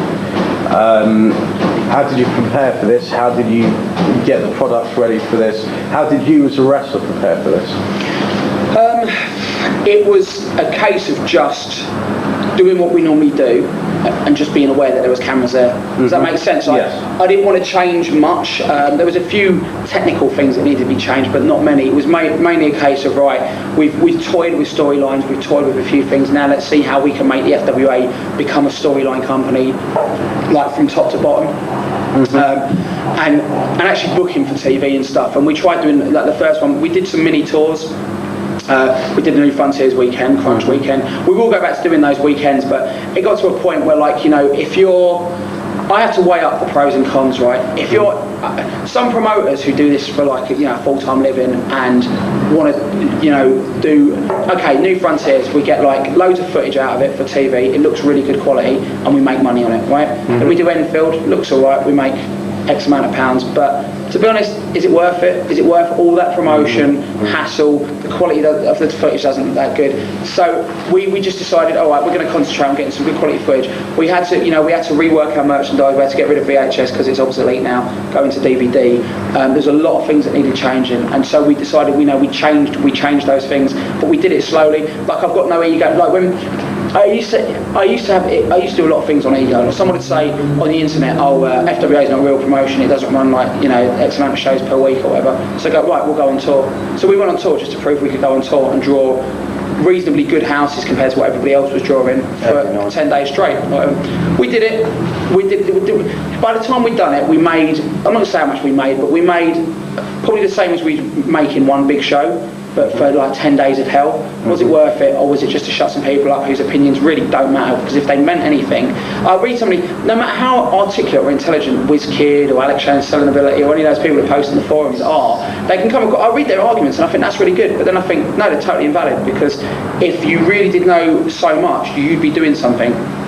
You wouldn't spend your time slagging me off or whatever. And I spoke to both those guys, and I think they've got a lot to offer. I just, they see me as like the worst thing to happen to British wrestling, and I think if you truly mean that, then your points are invalid, because the fact that people are now arguing with you and debating your subjects, and these are people that wouldn't have known about British wrestling if it hadn't been for TalkSport and the radio show, just proves my point. Do you know what I mean? So the fact that the UKFF is as big as it is now, that became big from the radio show. It was already bubbling, but that sent it over the edge. So the fact that their arguments can be heard by a couple of thousand as opposed to a couple of hundred stems from my work on the radio show. So then your point again becomes invalid. Okay, in your first appearance in FWA TV, I believe you wrestled Jack Xavier at New Frontiers. It became, again, one of the milestones in the FWA TV history, simply because of the drama and emotion that was put over in the match, and again in the Last Man Standing match at Crunch 2002. With your match with Jack Xavier, you went into it earlier about how you tried to bring out the best person, the best the person can be in your matches. How were you feeling going into TV? It was a real test to see how I could pull off being a heel on TV. The first thing I did was the Carino promo, went really well. The match with Jack was not happy with at all. I should have known. Some things happened in that match. Live, the match didn't work well. On TV, I thought it worked really well to build up the Last Man Standing match. In fact, so much better than I thought. He deafened me in the first minute of the match. He slapped me so hard it burst my eardrum, and I could not hear for the. I couldn't hear again for like 2 months. It was really, like, in that ear anyway. It was pretty serious. So that match was really difficult, and there was that point where he got knocked off. I gave him the hip toss off the stage, and he was supposed to stay down for 2 minutes max, and he stayed down for like, I think it was 5 minutes. Something like that. It was a long time, and I was asking people, what's going on? Is he hurt? And all I could hear was, because I was deaf in one ear, and so in the end I had to go out the ring, bite into his head, and at the same time go, "You're all right," like that, and he said, "I'm fine." They're telling me to stay down because he was selling so well. People generally thought he was injured, like our crew thought he was injured, and telling him to stay down. Someone called an ambulance, and so I ended up having to. We had to change it, and I had to drag him back to the ring. Which on the night I hated because the whole drama was supposed to be he took that big bump, but he was still coming back. So I was pissed. I said, "You just killed it," because he was supposed to take that big bump, but the vision was supposed to be I'm just about to leave, and then suddenly he's crawling down the entranceway, and I'm like, getting pissed. But what we did was instead I had to drag him down, but then it got a pop when he came back, but he didn't. It still, at the end of that match, I was genuinely pissed off with him, because at the end he was supposed to be firing, but there was no fire there. And that was a genuine shoot. Like after the match, you see me going, "Where's your fire?" Because I was so pissed with him. I thought, because I said to him, "You know what? There was so much. I don't care if you don't want to have a good match, yeah. For me, this is to prove that I can be a good heel," and that match was boring to people in the building, and it shouldn't have been, because we had enough in there to make it good. I said, "I risk breaking my fucking neck going through a metal table to make you look good," and I said, "You just had no fire." I said, "You need to sort out your fitness, because there was nothing in there." We went to the last man standing match, and he couldn't have performed better. That's exactly, and you know what? It worked so much better, because the fire that was lacking in the first one was in the second one, and it made that set. And that's what I wanted. And I wanted to do this match with Jack for ages. Was I wanted to. I tell you what, one of my theories, right? And people that have done my seminars know this. There's something I always teach this, and I used to use Jack as an example. When people are taking silly bumps, there's one thing they don't do. There's pop factor and bump factor. Yeah. Now, for example, when Jack Sabu used to get thrown through the middle rope, he wouldn't bring his feet down. He'd bump on his back. Yeah. Bump factor of maybe 7 or an 8. You do that over a long period of time. Even you do that once wrong, your back's screwed, right? But the pop factor, because it's not out of context. When I say out of context, what I mean is it's something you see all the time, right? The pop factor is 2, 3, maybe 3. It's only the people in the front row and the boys watching on the monitor that go, "Ooh!" But really, you're taking this big bump for no return. Okay. Now, when I get thrown off a balcony at Revival, it's out of context, so the pop factor is a 10, right? But the bump factor, because I land on 13 people, is minimal, softest bump in the match, right? So pop factor, bump factor. When Jack Sabu goes through the middle rope, pop factor, bump factor. No, yeah, that's it. So, okay, so basically, I was giving an example. I said, now, if you're willing to take a 5-foot drop through the second rope and land on your back, why don't you do that, but do it off a stage? Right, you do it off a stage, it's out of context, which makes people pop more, wow, because they think they've seen more than they actually have. But it's probably going to be a smaller bump than going through the middle rope, right? Because it's actually, a stage is normally lower than a middle rope is, right?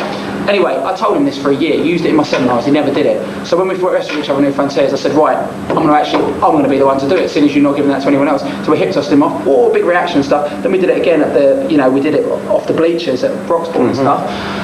That's probably one of my favourite matches, because the whole point of that match was I wanted to put over Jack keeps coming back and I'm getting angry. That's where the heat is.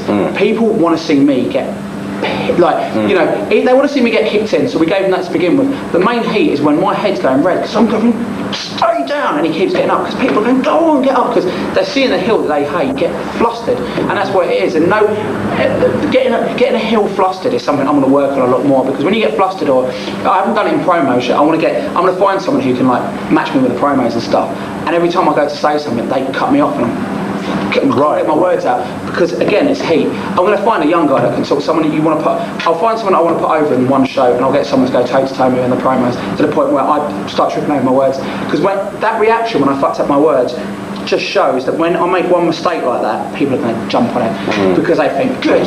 You know what I mean? But that's great heat to have. So I really like the last man standing match. It was good. Perusing over the FWA TV in context to Alex Shane. Later bigger storyline, as we touched on earlier, was with Steve Corino. Possibly FWA's biggest build-up ever for a storyline was your match leading into Hot Wired, I believe, 2004, as we said earlier. How did you feel, aside from the personal implications, how did you feel that main event would be used in future, as far as in most companies you can have a match that turns history around? That was, let's say, FWA's one.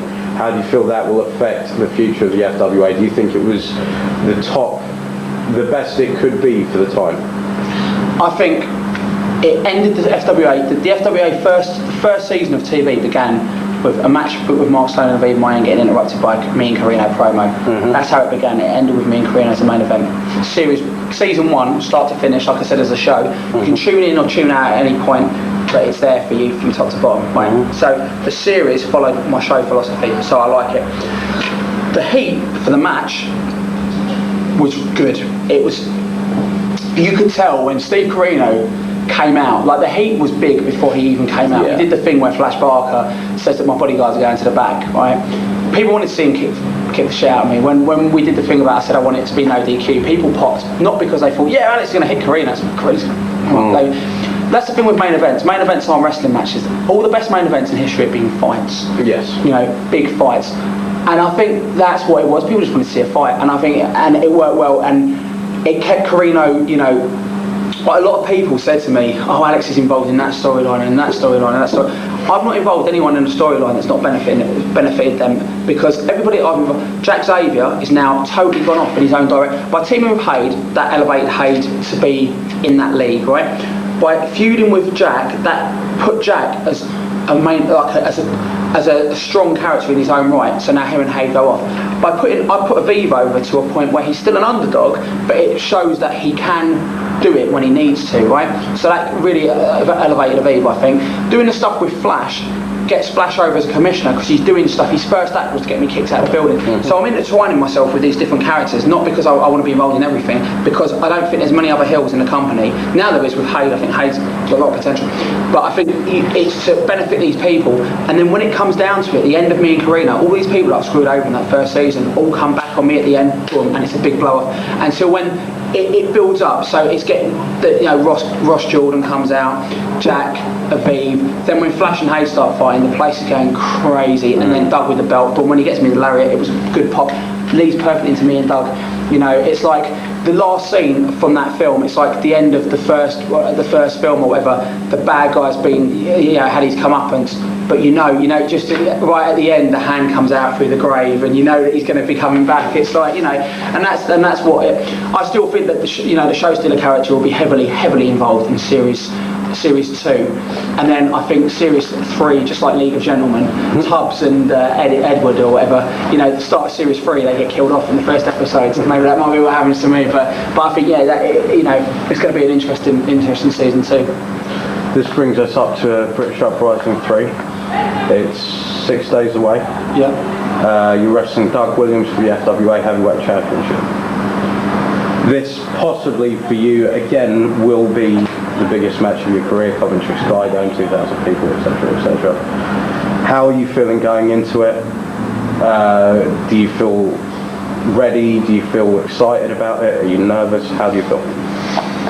I feel a bit of everything that you've just said, actually. I'm more nervous as a wrestler. We've positioned it in a way that I'm nervous because I don't think there's a lot riding on it. I don't think people.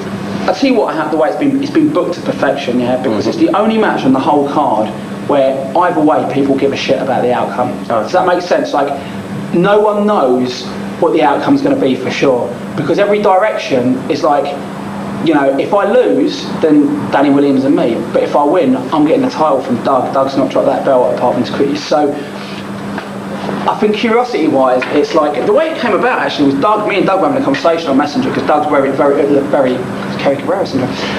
Doug's very involved in the company and stuff, and I basically he said to me, I need more storylines, mate. I'm really, so we were trying to think of a heel, right? Originally it wasn't going to be me, the feud with Doug. We were trying to think of a heel that would basically be able to fight Doug for the belt at Uprising. And the first one was James Ty, because we were going to turn James Ty heel eventually and stuff. And I said, it might be ironic, James Ty comes back next year at Uprising, but we just still didn't think he had it. Do you know what I mean? Just to go that extra mile to make people really care about the match with Doug and stuff. And then I just said, well, what about me? Do you know what I mean? And he's like, well, that would be You know, and the more we thought about it, the more we're like, well, yeah, because there's a lot of history between me and Doug, and it's not been done. And it's such polar opposites as well. I'm looking forward to. I want to meet up with Doug before the match actually, because on the day of the show we're going to have so much to worry about, and you know, I've already come up with an idea in my head, and so has he and stuff, of how we're probably going to go with it. But I think it'll be a really interesting match. As a promoter, I'm really excited about our Rising 3. If we manage to get what I think we're going to get, I'm estimating we're going to get about 2,500 people in there, right? If we get that, then all the critics can come anytime they want. I'll put my address on the video and they can come and kiss my fucking arse, right? Because that'll be a real big achievement. And you know, and we've already got, to be honest, right? We've never drawn a big crowd outside of London, right? Now we've already surpassed our Bethnal Green crowds in the advance a week before the show, right? So that's a big. So to be honest, we've already achieved. The show's already broken even. Brilliant. That's worst case scenario. The show breaks even. We've already passed the worst case scenario, so it can only be good. The only thing that could possibly happen now is a screw up with a show or something goes on. You know, never say that. Don't jinx it, mate. Yeah, I'll try not to. I'm touching wood as we speak. But the thing is, like Bret Hart said that, you know, there was a time when he used to worry about like messing up. Now all he worries about is getting hurt. Same with me and promoting. I don't really worry about messing up the promoting. I'm more worried about something going wrong. Do you know what I mean? And so, but yeah, I think it'll be good. And if it all comes, and you know, it's my birthday party that night as well, 25th birthday party. So I said to a friend of mine, like, you know, she said, so where are you going to be? And I said, I'll be in Jumping Jacks Coventry if it goes well, and if it doesn't, I'll be in my hotel room with a bottle of whiskey getting off my face. So we shall see. But I think, yeah, it's a lot riding it, but it should be really cool. Over the years, there's been a lot of people saying a lot of things about Alex Shane, about the way you run things, etc., etc. You've perused over a few of them so far. I'd like to give you the opportunity now to answer back this whole ring situation with John Farrar years ago. I'd like to give you the opportunity to answer back to anybody that has got the wrong idea, or, well, basically explain your side of things. Okay. The ring situation, the first thing, the reason I've not, it was a little bit, there was a little bit, there's a few reasons I didn't respond to the ring situation. The first one, when I first read it, okay, it was something that I'd heard, people had jokingly said it, that John, like, for people that don't know, because it might be, you know, you're assuming that everybody watches this, yes, and know what happened there. Basically, a guy called John Farrar run a show, the ring didn't show up, and I got accused of stealing the ring, for people that don't know. Basically, the ring stealer. I like it. Someone said, the show stealer is more than a gimmick, you see. But yeah, basically the show didn't go ahead subsequently. Now, when I first heard it, there was people jokingly saying it for a while, right, for months. Oh yeah, it's a show stealer, blah, blah, blah, which was funny. And I actually spoke, straight after the thing with the ring happened, I spoke to John Farrar, because we were still like, you know, he did something really dumb, right? He promoted an Audience Bring the Weapons match, yeah? And he was having bus trips come from all over the country. One of the people on the bus trips, I think it was from the bus trips, he told me, was like a 13-year-old kid, right? And what happened, he'd made a baseball bat with nails stuck through the bat, right? And his mum had found it under the bed, right? Now, if your 13-year-old son's got a baseball bat stuck with nails stuck in it, sharpened up, I hasten to add, you'd be a little bit concerned. She asked the question, what are you doing with that? He tells her, she calls the police. The police then can't find much information, so they end up sending all the promoters that appeared on a fan forum an email, right? Well, we got one anyway, Farrar got one, basically saying that they're trying to track down who's right, because he was an FWA fan that had got info on this show through the FWA site, because he'd done the UK fan forum. Right. So obviously he said FWA site, that's probably why we got emailed or whatever. So we phoned up John. By this point, John had already spoke to the police anyway about it, right? So they said, listen, we've found out, because there were people putting pictures of their weapons on the fan forum as well. It's crazy. So the police are like, right, listen, you can't do this. This is illegal, right? You're encouraging minors to bring weapons. So now, bearing in mind, that like no one, if it had got out, no one would have cared. He went on there and said, bearing in mind that the police are now monitoring this forum, he went on the same forum and said, don't worry, the police have tried to shut it down, but we can still let it go ahead. Just make sure that you hide the weapons so they can't see them. You're now all asking kids to bring concealed weapons, yeah? You know, like, to be honest, even if the ring hadn't shown up, he shouldn't have fucking been promoting established. Anyway, done. So that happened, right? That is why there was about 30 policemen outside in riot vans, right, frisking people on the way in. Luckily for him, there was that many, because I think they saved him from getting lynched when the ring didn't show up, right? The story with the ring, the FWA provided the ring on his first show. Now, if you remember, on his first show, I actually had him come on the radio show in the studio. Yep. He had 14 no-shows in his last show. 14 no, that's a whole show, the roster, right? yeah. Had 14 no-shows. People seem to forget about that, right? So on the second show, he tried to book the FWA ring again. Now, because of a falling out with him and Mark Sloan, which I don't know the ins and outs, I don't really care, right? He didn't pay the ring he didn't pay the FWA for the ring the first show, but he also didn't pay the FWA wrestlers like James Tone, Jack Xavier, right? Now, which is out of order. If they worked for you, that's wrong.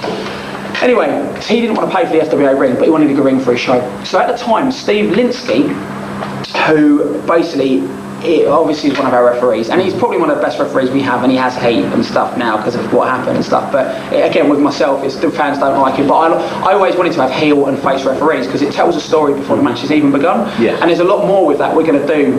There's something we're going to do Uprising to do with that as well, which it just makes things more interesting.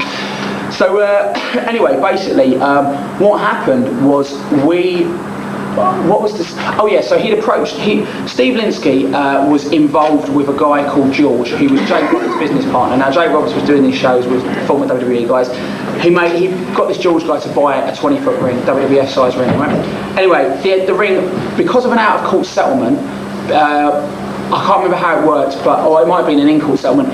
Jake Roberts ended up screwing this guy for money, so this guy took the ring. I think it was in court because Jake Roberts wasn't allowed to. That was it. He wasn't allowed to be in distance of the ring or something. He had because it was this guy's property, whatever. Okay.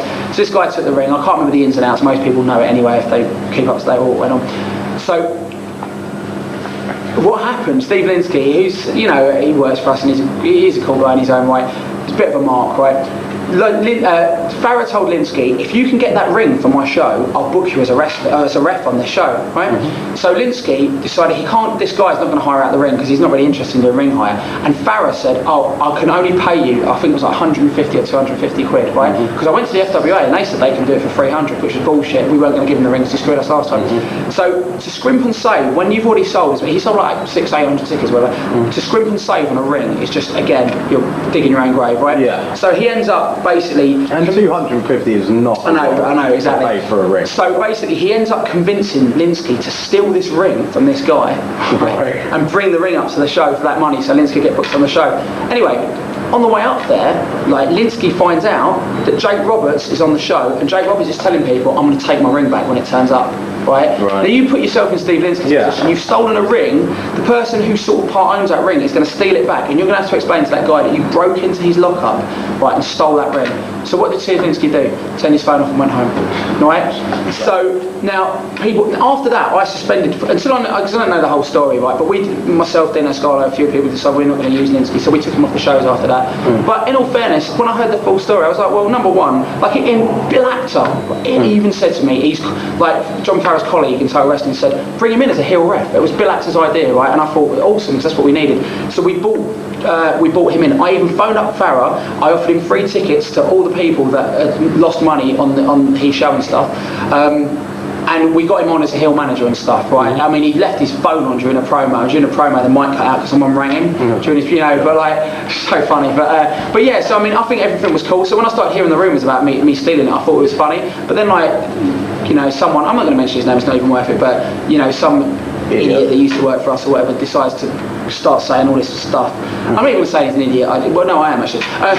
He starts saying all this stuff that I stole it and blah blah blah blah blah. But you know what? There was two options. I can either go on there and defend myself, right, and get brought into an argument that I don't want to even be a part of, right, or I can let people think it. And number one, it makes me more of a heel. It's a win-win situation, yeah? But if I respond, it's a lose-lose situation. Right. Because I respond, someone responds, so I respond back, and I respond. And I get dragged into this. Either way, I'm going to have to keep going on there and responding. When the point comes where I give up, someone will turn around and go, he's given up because he's wrong. Just stay out of it. And the fact that I'm getting paid to do a shoot interview about it now was the best decision, wasn't it? But so that's the thing. So I just stayed out of it, let people think what they want. But at the end of the day, stupid. Anyone that knows anything, the amount of stupid decisions that guy made in running that show. And the funny thing was that they were going to get a backup ring, right? And the backup ring no-showed as well. And the reason that no-showed is because the guy thought it was an FWA show and didn't bring the ring to spite me. So that was, beautiful. But so whatever. But there you go. Okay, we'll again be back after these messages.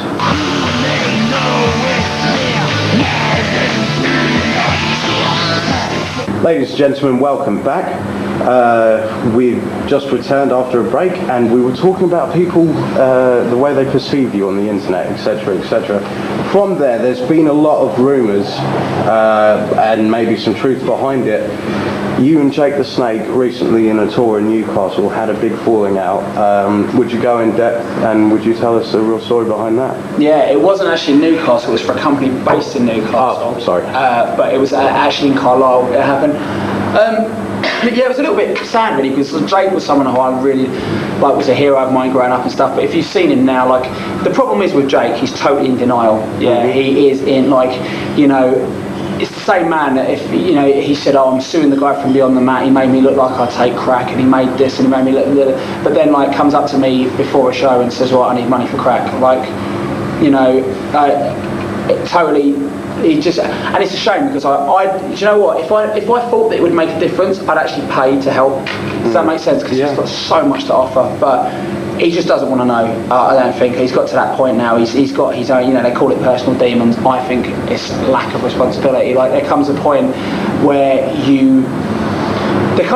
where you have to take your life by the scruff of the neck and think, right, you know what, I can't fucking blame it on other stuff anymore. I'm going to have to do something about myself. And to a lesser extent, I've kind of done that with certain things in my life, and everybody does it on a different level. But I think Jake is so far gone now that I don't think he ever will if he's not done it yet. And the problem is, it's like I went back to earlier, it's because of his environment. He's around wrestling, he's around people that this is what I feel is a problem, right? I'll tell you what happened with me and Jake, and I won't go into, I'll go into a bit of detail, however. Basically, we were backstage having a discussion, because I do like talking to Jake. I think there's a lot to get from him. But he'd already drunk a bottle of whiskey, and none of this is slander, because it was witnessed by 30 people who all backed me up, right? And have backed me up. A lot of people said, there was no one in that room that's told me that I was wrong to do what I did. Everybody said he fucking deserved that and stuff. We were talking. What I heard as well. Yeah, well, we were talking about the way FWA's run and stuff, and he said, "Oh, you're doing it all wrong." I said, "What do you mean?" And he said to me, "Well, you're bringing all these Americans that mean nothing. You should bring in Americans that are going to draw, like Honky Tonk Man, Hacksaw Jim Duggan." But he said, "You only need 5 names: Honky Tonk Man, Hacksaw Jim Duggan, the Bushwhackers, and it was either him or it was Brutus Beefcake." That was it. Right? So I was like, right, that's cool for a nostalgia pop, but that's going to draw for you once, and then you'll never draw again, because the matches will be the shits. He said, oh, it doesn't matter, man, the people don't want to see this, they don't want to see. I said, the guys at Jake, the guys are way past it, you can't, there's no way that anyone can convince me that he's right with his philosophy. I said, these people can teach the younger guys, but the wrestling is about the younger guys. If someone's over 50, make a gimmick out of it. Don't make it your whole roster, because and it's another case of people who were, it must be half of these guys that were there during the heyday and have seen how it's changed and think, oh, these kids today don't know what they're doing, they should go back to how you can't go back to how it was. You can take elements of the old school and use it in today's context, right? But you can't go back to how it was, because it's not the wrestlers that have changed, it's the audience, and the wrestlers are trying to play to the audience. Does that make sense? The wrestlers should start going back to, I teach this to someone, like I'm saying about the bump factor, pop factor. I'm not saying don't take a big bump, I'm saying put it into context and don't just do it for the sake of it. Anyway, by the by, back onto the Jake thing. So we're discussing this. He says to me, oh, what do you know? You don't know nothing, blah, blah, blah. You don't know what you're talking about. I said, well, whatever, cool. And he said, I've been wrestling. I was wrestling before you were born. What does that say to you? And I said, because he'd been rude to me, I said, well, I don't know, maybe you should retire. It's just, retire. That is what that says to me. Anyway, but that sounds like I just said that out of the blue. He was swearing at me, being really rude to me. Then he says to me, now he said something which I will not repeat, but when he said it, the entire room stopped and went, ooh.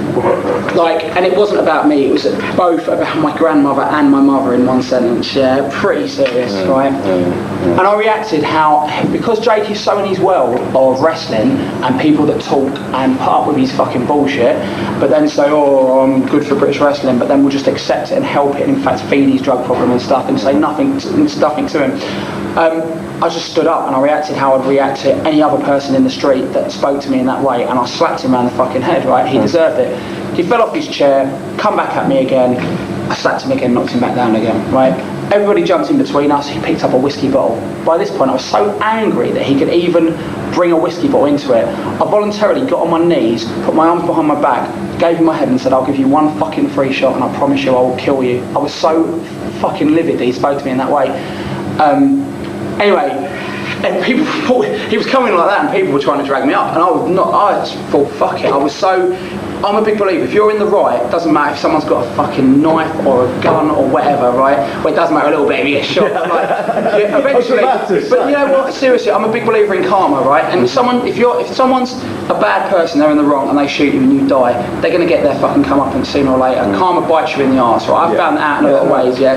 Things that have happened to me, things that I've done, people that I've wronged, even without even thinking much about it and stuff, it's come back on me. Do you know what I mean? I've got my comeuppance for a lot of stuff, I think, and that's why I try and go out. There's certain people, like, you know, I'm starting to even fans before that have freaked me out a little bit, being a little bit weird with me, like on the internet and stuff like that. I'll go out of my way to talk to them, be nice to now. Whereas before, like I've had fans tell me that, like, I had one person in particular, and I won't mention his name, because I wouldn't be friends with him, that he was going to kill himself, and he phoned me up just before he was about to kill himself. Yeah. Pretty scary, okay? Yeah, now, scary stuff. last night I was on the internet and I just randomly spoke to him because the fact is he is a fan and he's always been nice about me online and stuff, and I just feel it's, you know, I should value that, because if he did kill himself, and I was just, you know what I mean, there's you know, how my time's not so valuable I can't give someone 5 minutes, is that, you know? So anyway, cut a long story short, so I'm a big believer in karma like that, and the thing is with the Jake situation, he was in the wrong, and if he'd hit me with that bottle, sheer anger would have driven me to kick the fuck out of him. Anyway, cut a long story short, it got broken up. I went into a separate dressing room. He was refusing to wrestle. I went in there, swallowed my pride for the sake of the promotion, and said, you know what, Jake? I think what you said was fucking out of order, but there's like 1,000 people out there. It was a packed house, right?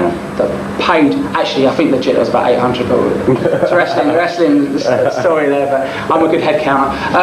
But basically, I said, you know, there's a lot of people out there, man. They pay the money to see you. If you let them down, right, that's wrong, and it's not just wrong to them. It's the promotion that's giving you work tonight and stuff. So he starts going in. He picked up his bottle and started hitting himself in the head. You want to hit me? So I had to take his bottle of whiskey and confiscate it from him.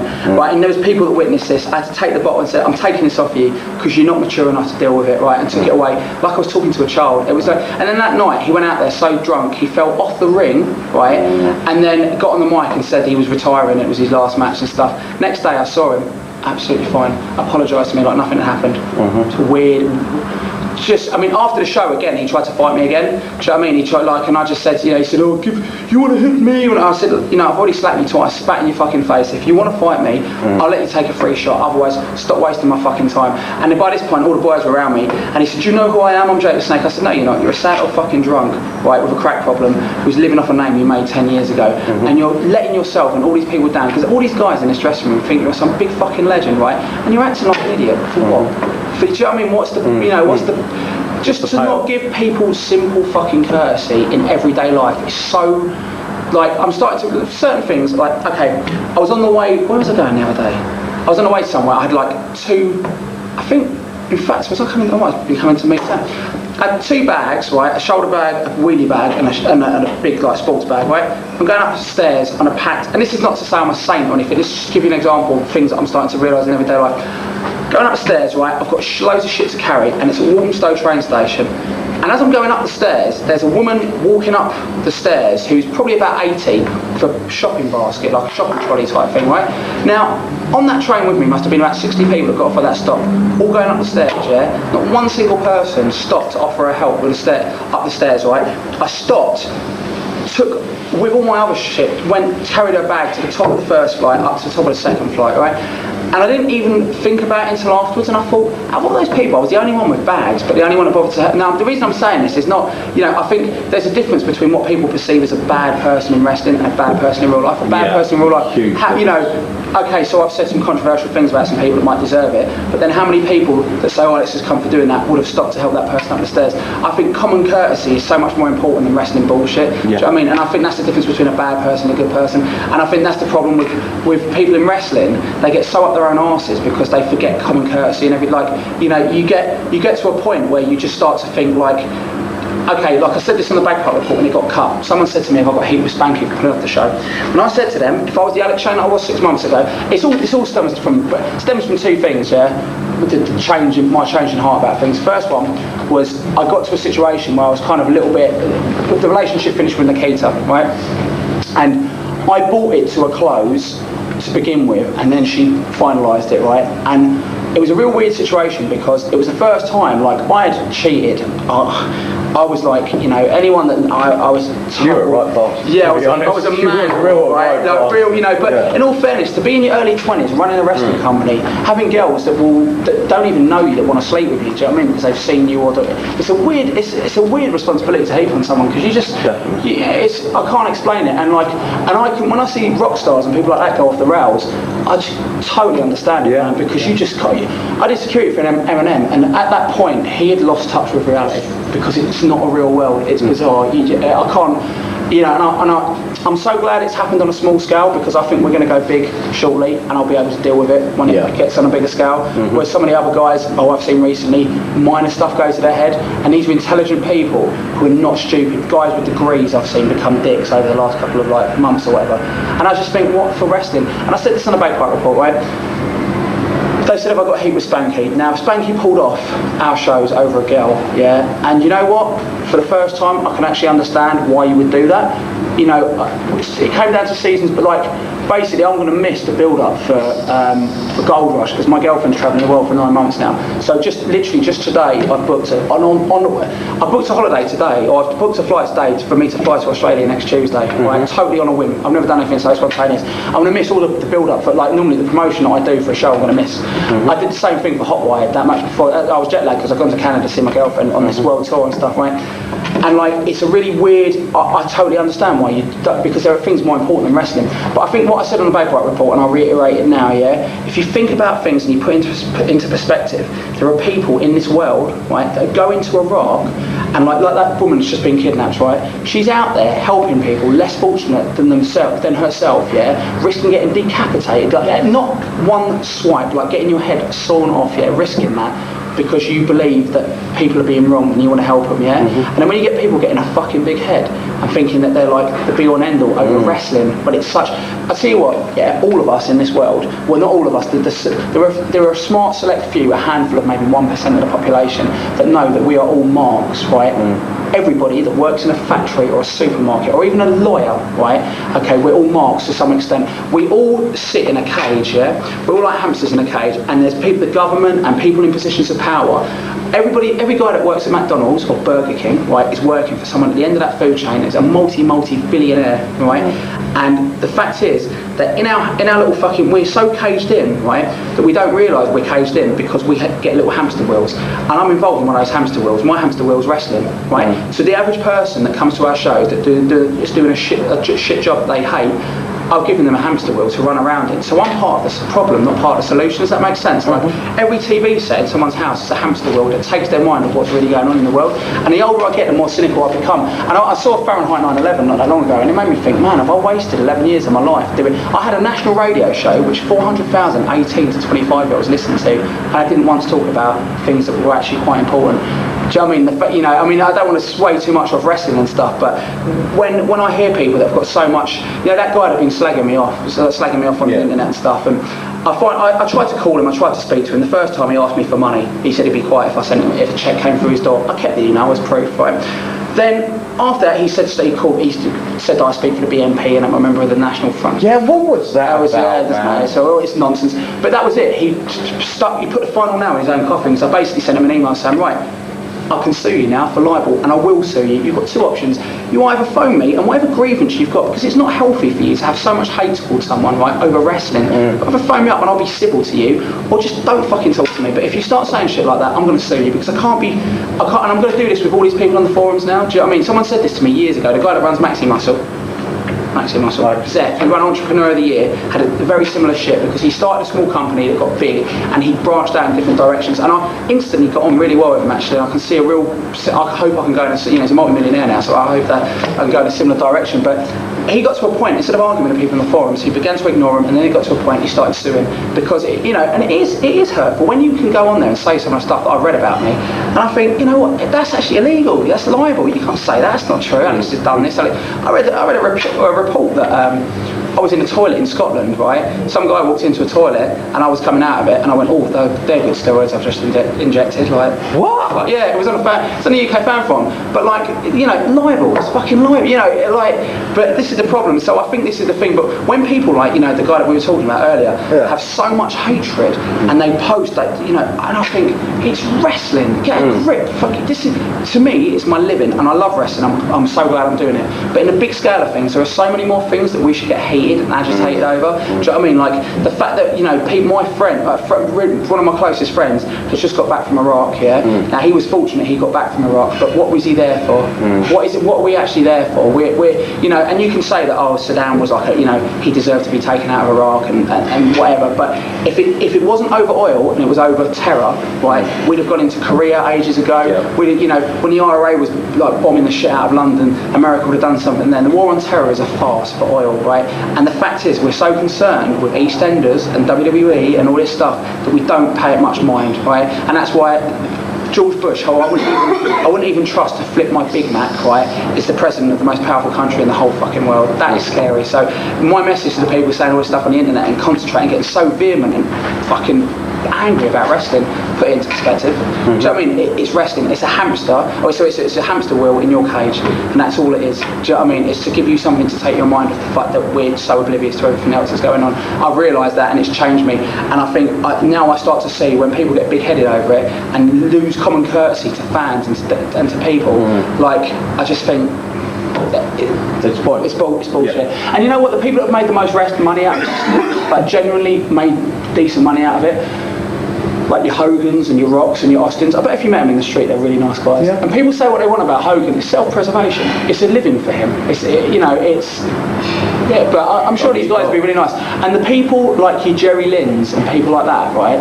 Who like I've had run-ins with Jerry Lynn and stuff. Who are like every single interview he does, he buries every company he's worked for.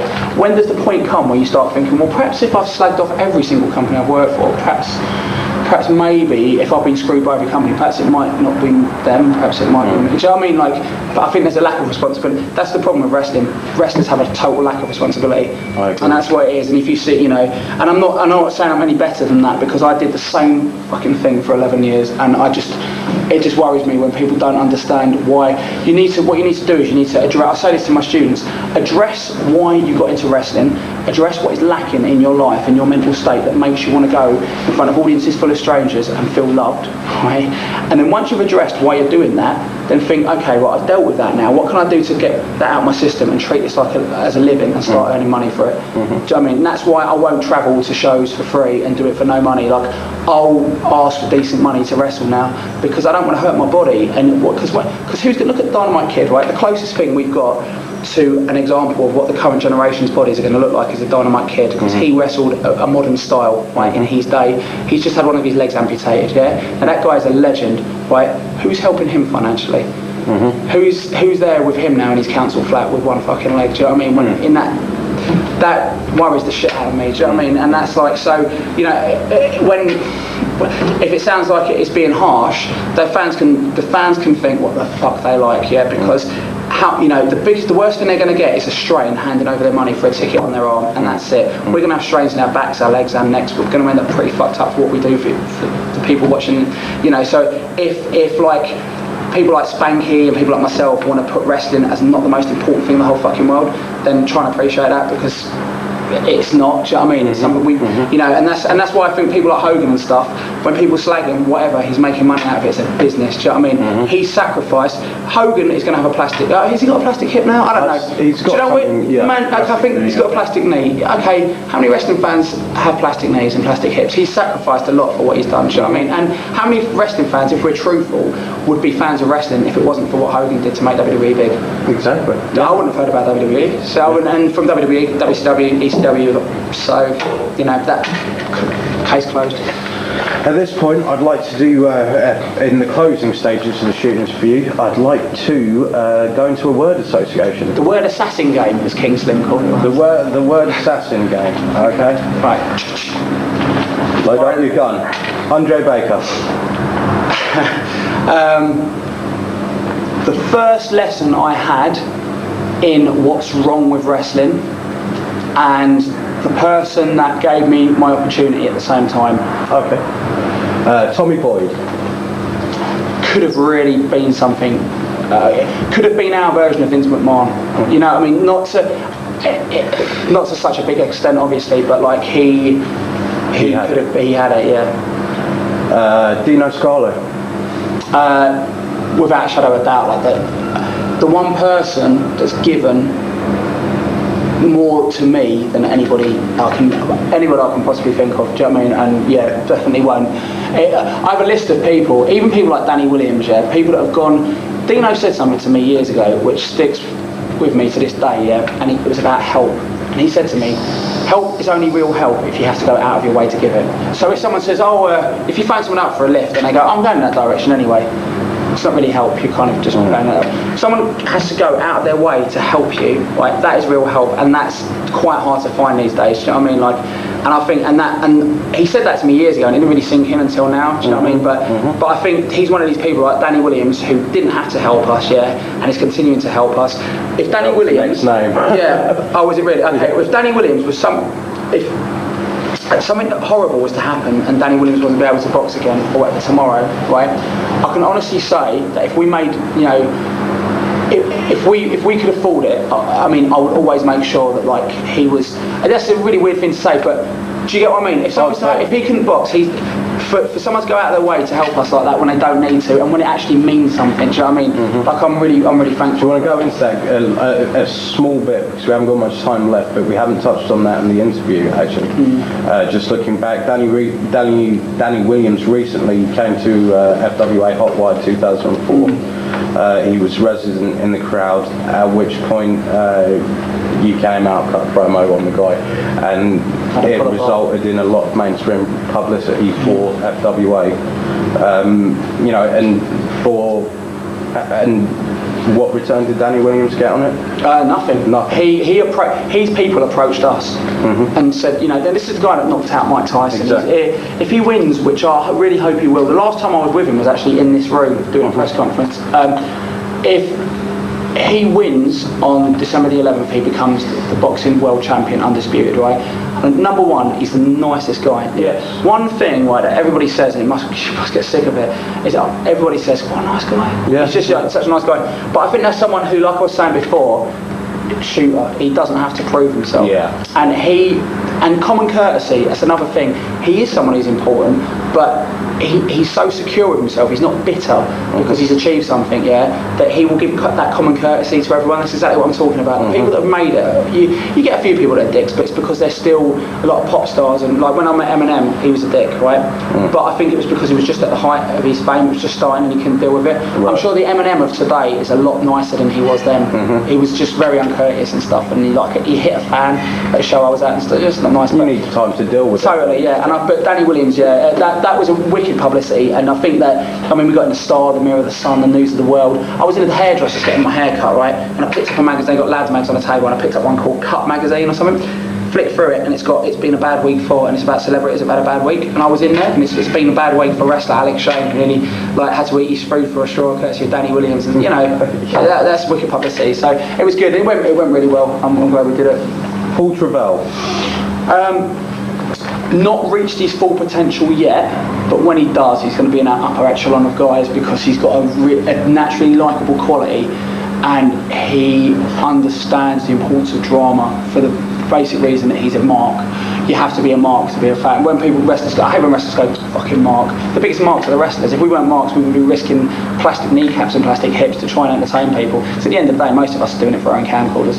You know what I mean? Like, the first thing we do when we go home is most wrestlers will either watch their match back on video if they have the opportunity to, and mark out for themselves, or go on the internet and find out what people said about their match. If people say they don't, they're lying. They're lying. Okay. Vince McMahon. not a brilliant wrestling mind, but a brilliant promoter. I don't think he's a great wrestling mind. I think for me to think that you're a brilliant wrestling mind, for every bad idea you have 2 good ones. For every good idea Vince has, he has 10 bad ones. But I think he took wrestling to a level that no one else at the time was prepared to take it to, and I can only imagine, in fact I struggle to imagine how hard he must have fucking worked. So for anyone to say that he doesn't deserve it, that guy must have, he must have never slept. To get FWA to where it's got now, I couldn't imagine having the kind of work ethic that Vince McMahon, and to still have that now. Do you know what I mean? So people say what they want, but the guy's worked harder than most of his critics will ever even dream of working, so you can only respect him for that. And if you don't agree with, I don't agree with a lot of his wrestling logic, but to be honest, I'm a gnat on Vince's arse, so it's really unimportant, isn't it? Dean A.S. It's a weird one to have on the list. You trained with him at the beginning? I really like Dean. I think Dean's got a lot to offer. In fact, I want to try and get him more involved in like the running of FWA. I've not told him that yet, but he'll hear it on the shoe interview. So tell him there's a reason for him to buy it. But yeah, no, he's a nice guy. Johnny Storm. As I said earlier, Johnny has the potential to rub you up the wrong way if you're not prepared for it. To be honest, I couldn't stand him he was a really good friend of mine, and then we kind of fell out and stuff. But I told Johnny, I told Johnny when we fell out. It was mainly over money and stuff. I won't go into it, but Johnny's Johnny. Johnny is Johnny, He just we're not. If we're talking about Jonathan Whitcomb, that's a separate kettle of fish. Johnny Storm is the single most talented all-round wrestler we've got on our roster. From top to bottom, there's nobody that, like, if you're talking promos, I reckon I can do a better one than Johnny, but he wipes my arse with wrestling. We're talking wrestling, okay, Doug Williams can surpass him, but Johnny can out-character him any day of the week. Do you know what I mean? Johnny's the best all-rounder we've got, and and he's going to be, this year is going to be Johnny's year to be the biggest babyface we've got. We had to turn him heel, because I said to Johnny, you're getting a bit stale, let's do something different with you, and he's a bit reluctant to turn heel, but by turning him heel, it made him act in such a way that people like him even more now, because he's so funny, you know, but he had to turn heel to get his funny side out, because as a generic happy-go-lucky babyface, it was just a bit bland. Doug Williams, you just mentioned. The best ambassador British wrestling's ever had. Well, no, I wouldn't say ever had. I can't. You know, I'm speaking that term because I don't know some of the others, but I think he's a straight-laced, intelligent, articulate, textbook wrestler, and he treats everyone respectfully. Do you know what I mean? This is what I like about Doug. Yeah, if you give him common courtesy, it doesn't matter if you're the ring guy or the main event, he will treat you how you treat him. And he's not, you know, Doug's someone I've got to know a lot better, and I respect Doug immensely. I think he's probably in the top 3 biggest, 3 or 4 biggest assets we've got in the whole company. Okay. Paul Burchill. It's an interesting one, actually. Paul Burchill's got loads of talent, but I think he knows it. And to be honest with you, like, I had a conversation with Paul Burchill that went like this, right? I said, Paul, like, you've got there's some stuff, the stuff will probably be announced by the time this interview comes out, right? Which is next week. Okay, so, if it has come out, you'll know what I mean. But I said, Paul, this is an amazing opportunity for you, right? Make me a promise, be humble about it. Be humble with it, right? Because people will respect you and value you more if you are level-headed with it, right? And he turned to me and said, the thing is, Alex, in this life there's winners and there's losers. Which, you know, which to me, like, and I don't get, I'm sure if it's his interview, like, I told him, do you know what my response was? I said, Paul, people that say things like that end up in wheelchairs at 30. End of story, karma. But you know, the worst thing is, like, Paul is very intelligent, and when he first started, isn't he? So down to earth. So, like, I just hope that it doesn't go to his head worse than it already has. And if he's sitting there listening to this interview, if you're sitting there, Paul, right, and you probably will be going, cunt, how can you say that? You know that's the case, and everyone around you, if anyone's got any arsehole and anyone actually cares about you as a person, will tell you you're letting it go to your head, and you shouldn't, because you need to fucking keep your feet on the ground. And WWE, if they sense an attitude, right, will fucking, no matter how good they think the rest of you are, they'll get rid of you. Oh, did I just blab it? Yeah, but no, seriously. And if he no, beca- no. and you know what? And the other thing, if he becomes a big star and he looks back and goes, "I'll show him," good. But just do it being a nice person, because it's only wrestling. It's not, you know. And by the way, and that's not to say he's not a nice person. By the way, there's a difference between, you know, when it goes to your head. Aviv Mayan. Oh, you couldn't. That's so funny. Aviv, right? Talk about polar opposites. Yeah. The nicest, most down-to-earth, level-headed, respectful person. The kid has got so much potential, and not just because of his work, because every dressing room he goes into, everyone goes, "What a nice guy." Yeah. The ring guy can go up to him and go, the guy that sets up the ring can go, and I'm not this, and do you know what? That's not. I've said it a couple of times, but it's not a knock on ring crew members, because I wish there was more of them. Yeah, really, and good ones as well. But like the guy that sets up the ring can come up to Aviv and go, "All right, Aviv," and he'll go, "Hello, sir." Everybody's so respectful, and just such a nice guy, and he's willing. He's growing as a worker so much. He worked me in a match the other day. I gave him a close. I sent him into the corner, and we were doing Ramwar, right? And the ring was, the audience were up to the ring like that, right? So we had to work really stiff, and like just close, because people are close. You can't be, you know, pulling things too much. So I sent him into the corner really hard, and as I sent him in, I followed him in, but he bounced out. So my clothesline, which normally hits him here, hit him here, right on the face. He went down, right? And people went, so I went to pick him up, and he went, and I couldn't get him. He was fighting me off, right? So I went, "Are you all right?" And he went, "Yeah, I'm working." I said, "You're fucking working me." Like, I thought I broke his nose, but what a smart kid, do you know what I mean? Yeah, like, totally. people saw that, and people could see, "Oh, he's fucking hurt his nose." Yeah. And it made me have to fight to get him off the ground. I love it. You know, if I'd have known, I'd have stamped on his nose, because if I'd have known he was working me, I'd have made it. But I like in that. So that's something he wouldn't have done a little while ago. But yeah, he's a smart kid, great little worker, and he's going to be. He reminds me of a young Danny Collins. Actually, I think he could get that kind of reputation. And I remember I brought him to a show for Ricky Knight, and Ricky Knight said to me, "Oh, that kid's got such potential." Jimmy Ocean said, "Got such potential," and like feet on the ground, level-headed. Drew McDonald. It's an interesting one. I think Drew has got, for someone who I know, when he's with his friends, will say, "New school, new school." Yeah, right. Drew is new school as they come, right? He's a worker through and through, right? He will be, even if it means working you in a conversation or whatever, I'm sure that the Drew that I get is different to the Drew that probably Brookside gets, but that's not a knock on Drew. That is, the guy's versatile, yeah. I've done matches with him, and I'm sure, I look back now at some of the stuff I suggested to Drew, he must have thought, "What the fuck is this crazy arsehole wanting me to do?" Yeah. But he did it. Like, the guy, as a worker, you've got to respect Drew, and that's why. And I knew people would slag us off for bringing him back. Fuck him. Drew is a caricature. Like that guy on the mic, yeah, his face and everything.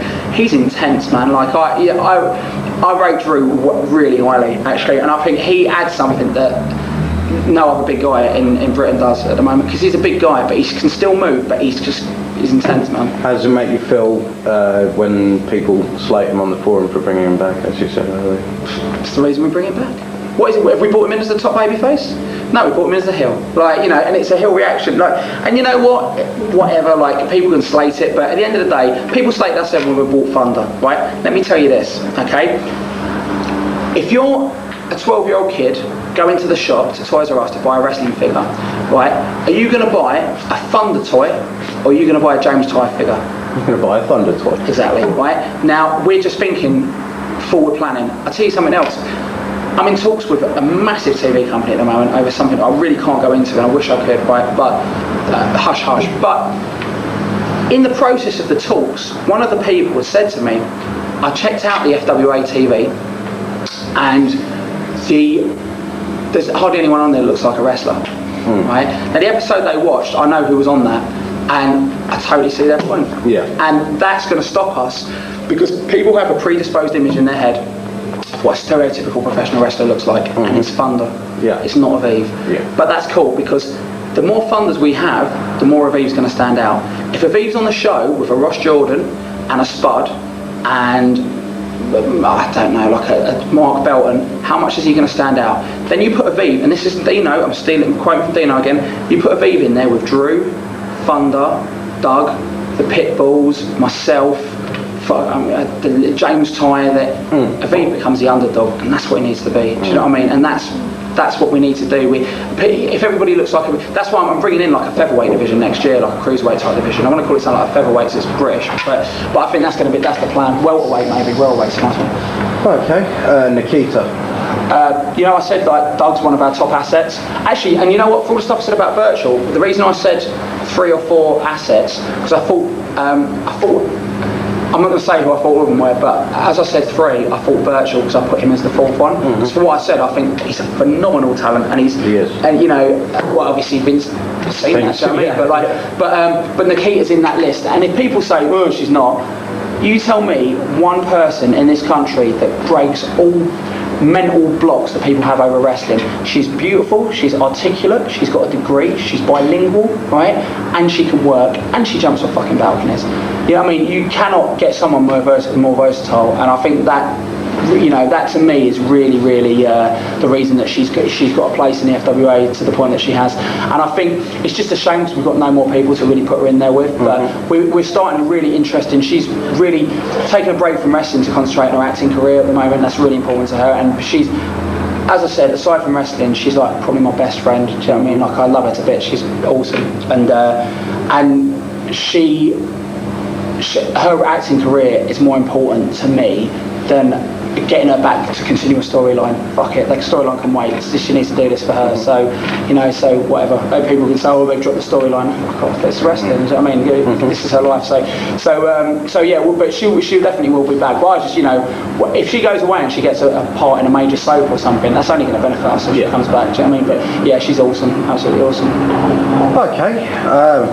Thank you very much for spending your time with us here today. In closing, is there anything you'd like to say to your fans that have followed you over the years? Do you know what? It's weird actually, because for all the negative stuff I've said, when I'm in a ring, you ask anyone that works with me, I know where people are sitting. I know the size of the ring to work. Because I'm so I think it's working on the door. When you work on the door, right, you stand in one point of part of a room and you assess everything, and you take in where everything is, who everybody is, who the potential troublemakers are, who's the leery ones, who's the loud ones, who's the quiet ones. And that has helped me so much in wrestling, because I get into a wrestling ring and I assess the crowd. I think, right, they're noisy, let's work to them. So like, if I want a chant starting, right, or for example, if I want a near fall to get a pop, right, I'll make sure that when the guy kicks out, I'm pinning, facing the guys who are reacting. So there's a noisy crowd, so I'll be pinning the guys, 1, 2. I'll do that, right? Those guys will react, and because the audience on that side see them reacting, straight away they'll react as well, right? Even though all they've seen is the back of my fucking head, they don't know how I'm reacting, right? Similar to that, if I want to get a chant started, I'll say something to these guys to piss them off. When the chant starts, I'll go over to the quiet side to get them chanting, because they'll chant louder, thinking, I want his attention, I want him to be pissed at me. Does that make sense? So I'll go straight to the opposite. I'll go to the furthest side to make them chant louder, and as soon as because they're looking like tits because they're chanting their heads off, everybody else will I'll chant. And that, it's those little traits of wrestling that people don't, I might not be a 5-star wrestler, but I can evoke 5-star emotion. Do you know what I mean? And that's the most important thing, because without emotion and drama, wrestling's just 2 men in tights and oil pretending to hurt each other. End of story. It's pretty fucking gay, right? So you need to put it into perspective and think it's drama. That's why people watch it. And my biggest high spots are not done with my body, but they're done with my face. Do you know what I mean? Like, every time something happens that I want people to remember, I want a music video full of shots of me going, it's just drama, because there's 2 ways for me to get a pop, right? I can get a pop, right, by getting dropped on my head by Birchall and everyone going, yes, he got dropped on his head. Or I can get a pop by letting Jack Xavier crawl up and me go, okay, which one can I do for 20 years? The second one, okay? I can only do the first one so many times before I get crippled. So what is the smarter pop? The second one. So that's more important to me, do you know what I mean? And I think that's what, so the people that are my critics continue to be my critics. Whatever, cool, you're helping me be a hill. And the people there are people, and I've had some the great thing is, right, the people that are critics of mine, the ones I've met have been a little bit like, I kind of feel like some of the guys, they're going to hate me even more, but great, I'm a hill, right? I kind of feel sorry for them. Like, this guy that I emailed, I said, listen, I want you to I knew about certain jobs he'd gone for and been turned down for, and I said, I want you to ask yourself, are you happy with how your life is going, right? Are you, because I knew he'd been sacked from his job, his girlfriend had left him, I know all this stuff about him, right? I said, if you can honestly tell me that you're happy with the way your life is going, right, then fine. But I want you to ask you this, are you really pissed off with the way your life's going, and because of your depression towards life and yourself in general, you found someone who you can vent all your anger at, right? Which is what a heel is supposed to do in wrestling. We're supposed to be the guy that when a guy's had a shit day at work, they pay money to get, I become their boss. Do you know what I mean? I become the guy that stole the bird that they fancied. Do you know what I mean? That's what my job is as a heel. That's why Hayes is going to be the best heel that we've ever had at one point. But it's the same on the internet. The internet, the smart fans are just doing one big work. They've got their heels, they've got their faces. Doug Williams is their face, I'm their heel. It's just like a big show, but online. It's really, I mean. And there's little internet storylines. Like there'll be a certain storyline that's big for like GWF Ring Fiasco. That was a storyline that was big for a while, and it's a long-running theme that keeps coming back, or it's never been sold. The rest of the UK fan forum is like one big promotion. It's really weird, and I start to laugh at it. But to the fan, there were certain fans, like families. Like I was at the Wrestlers Reunion. I had two people come up to me, a man and a woman come up, probably in their late 40s, right? Really intelligent people come up to me and said to them, they heard me on the radio show, they've come to some shows, and they said, we really think what FWA is doing is fantastic, right? They actually didn't tell me, they told my girlfriend first, and she told me, I can't believe it, it's a really cool couple, you wouldn't think of them as wrestling fans. And they come up to me afterwards and spoke to me and stuff, and it was just like, they said, oh, our opinion probably won't matter to you, do you know what I mean, because we're old. And I went, you don't understand, it matters so much more, because that means that we're branching out and reaching new people that I didn't even think we were reaching. I saw them again, they travelled to lots of shows.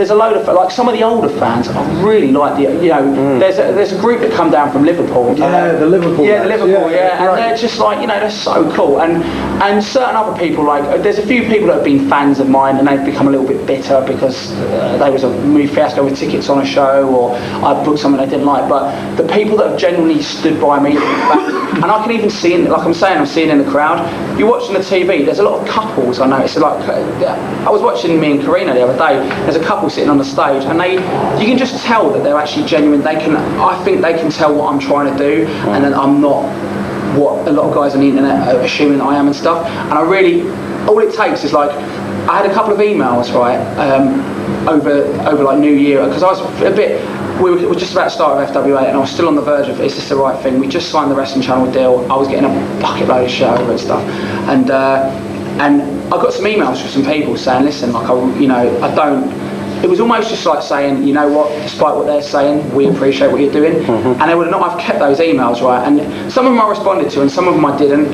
I just, because it was ones that didn't need, I didn't want to send a tacky cliche thing going, oh, it means so much more to me than you, because sometimes a compliment isn't meant to be returned, it's meant to be received, do you know what I mean? And I don't know, like, to the genuine fans out there and stuff, and because I don't want it to sound tacky, I appreciate it a lot more than people realise, because I don't think there's anyone in Britain at the moment that's a wrestler or a promoter that gets as much shit as me. Like, I honestly can't think of a single one. No, I can't think so. So when you do get those people that appreciate what you're doing, because at the end of the day, it's like, I'm not trying to belong anymore. Like, this is, I said that's the main reason that all wrestlers do what they do, is to belong. And a lot of wrestlers that don't feel they belong as a wrestler get into promoting, right? Or people that can't be a wrestler, they want to, and I've kind of done both. But I passed that point of wanting to belong. But it's nice to know that people can understand what I'm doing, and so I do appreciate it. So I think for all those people that have been like, all those people that have been supportive and stuff, I well appreciate it, and FWA is not going to let you down. Like, we've made promises sometimes that we've not been able to keep, but it's not because we didn't try, it's because we tried and it just didn't work out. But the bigger picture, the uprisings, the Coventry Sky Domes, the getting on TV, if you look at the stuff that we've said and you look at where we are now, we've done it. Do you know what I mean? Do you know what? If I was to retire tomorrow from wrestling and never do anything again, I would always wonder what if, but I wouldn't be ashamed of anything. Do you know what I mean? I think to get FWA to the point, all I wanted was to be able to get a wrestling promotion that British fans could actually be proud of. Do you know what I mean? It's actually a cool promotion, and even the critics that come on our forum, the fact that they're going on our forum, wicked, because they're still watching the show to criticise it. It's like, and I say this to our boys, and I'll end it like this, right? For everybody that's negative about FWA, if you're honest with yourself, you would fucking miss it if it wasn't there. And that's, and I can miss the show. Shane, thank you very much for your time. It's been a pleasure having you, and we'll see you again soon. Thank you. Thank you.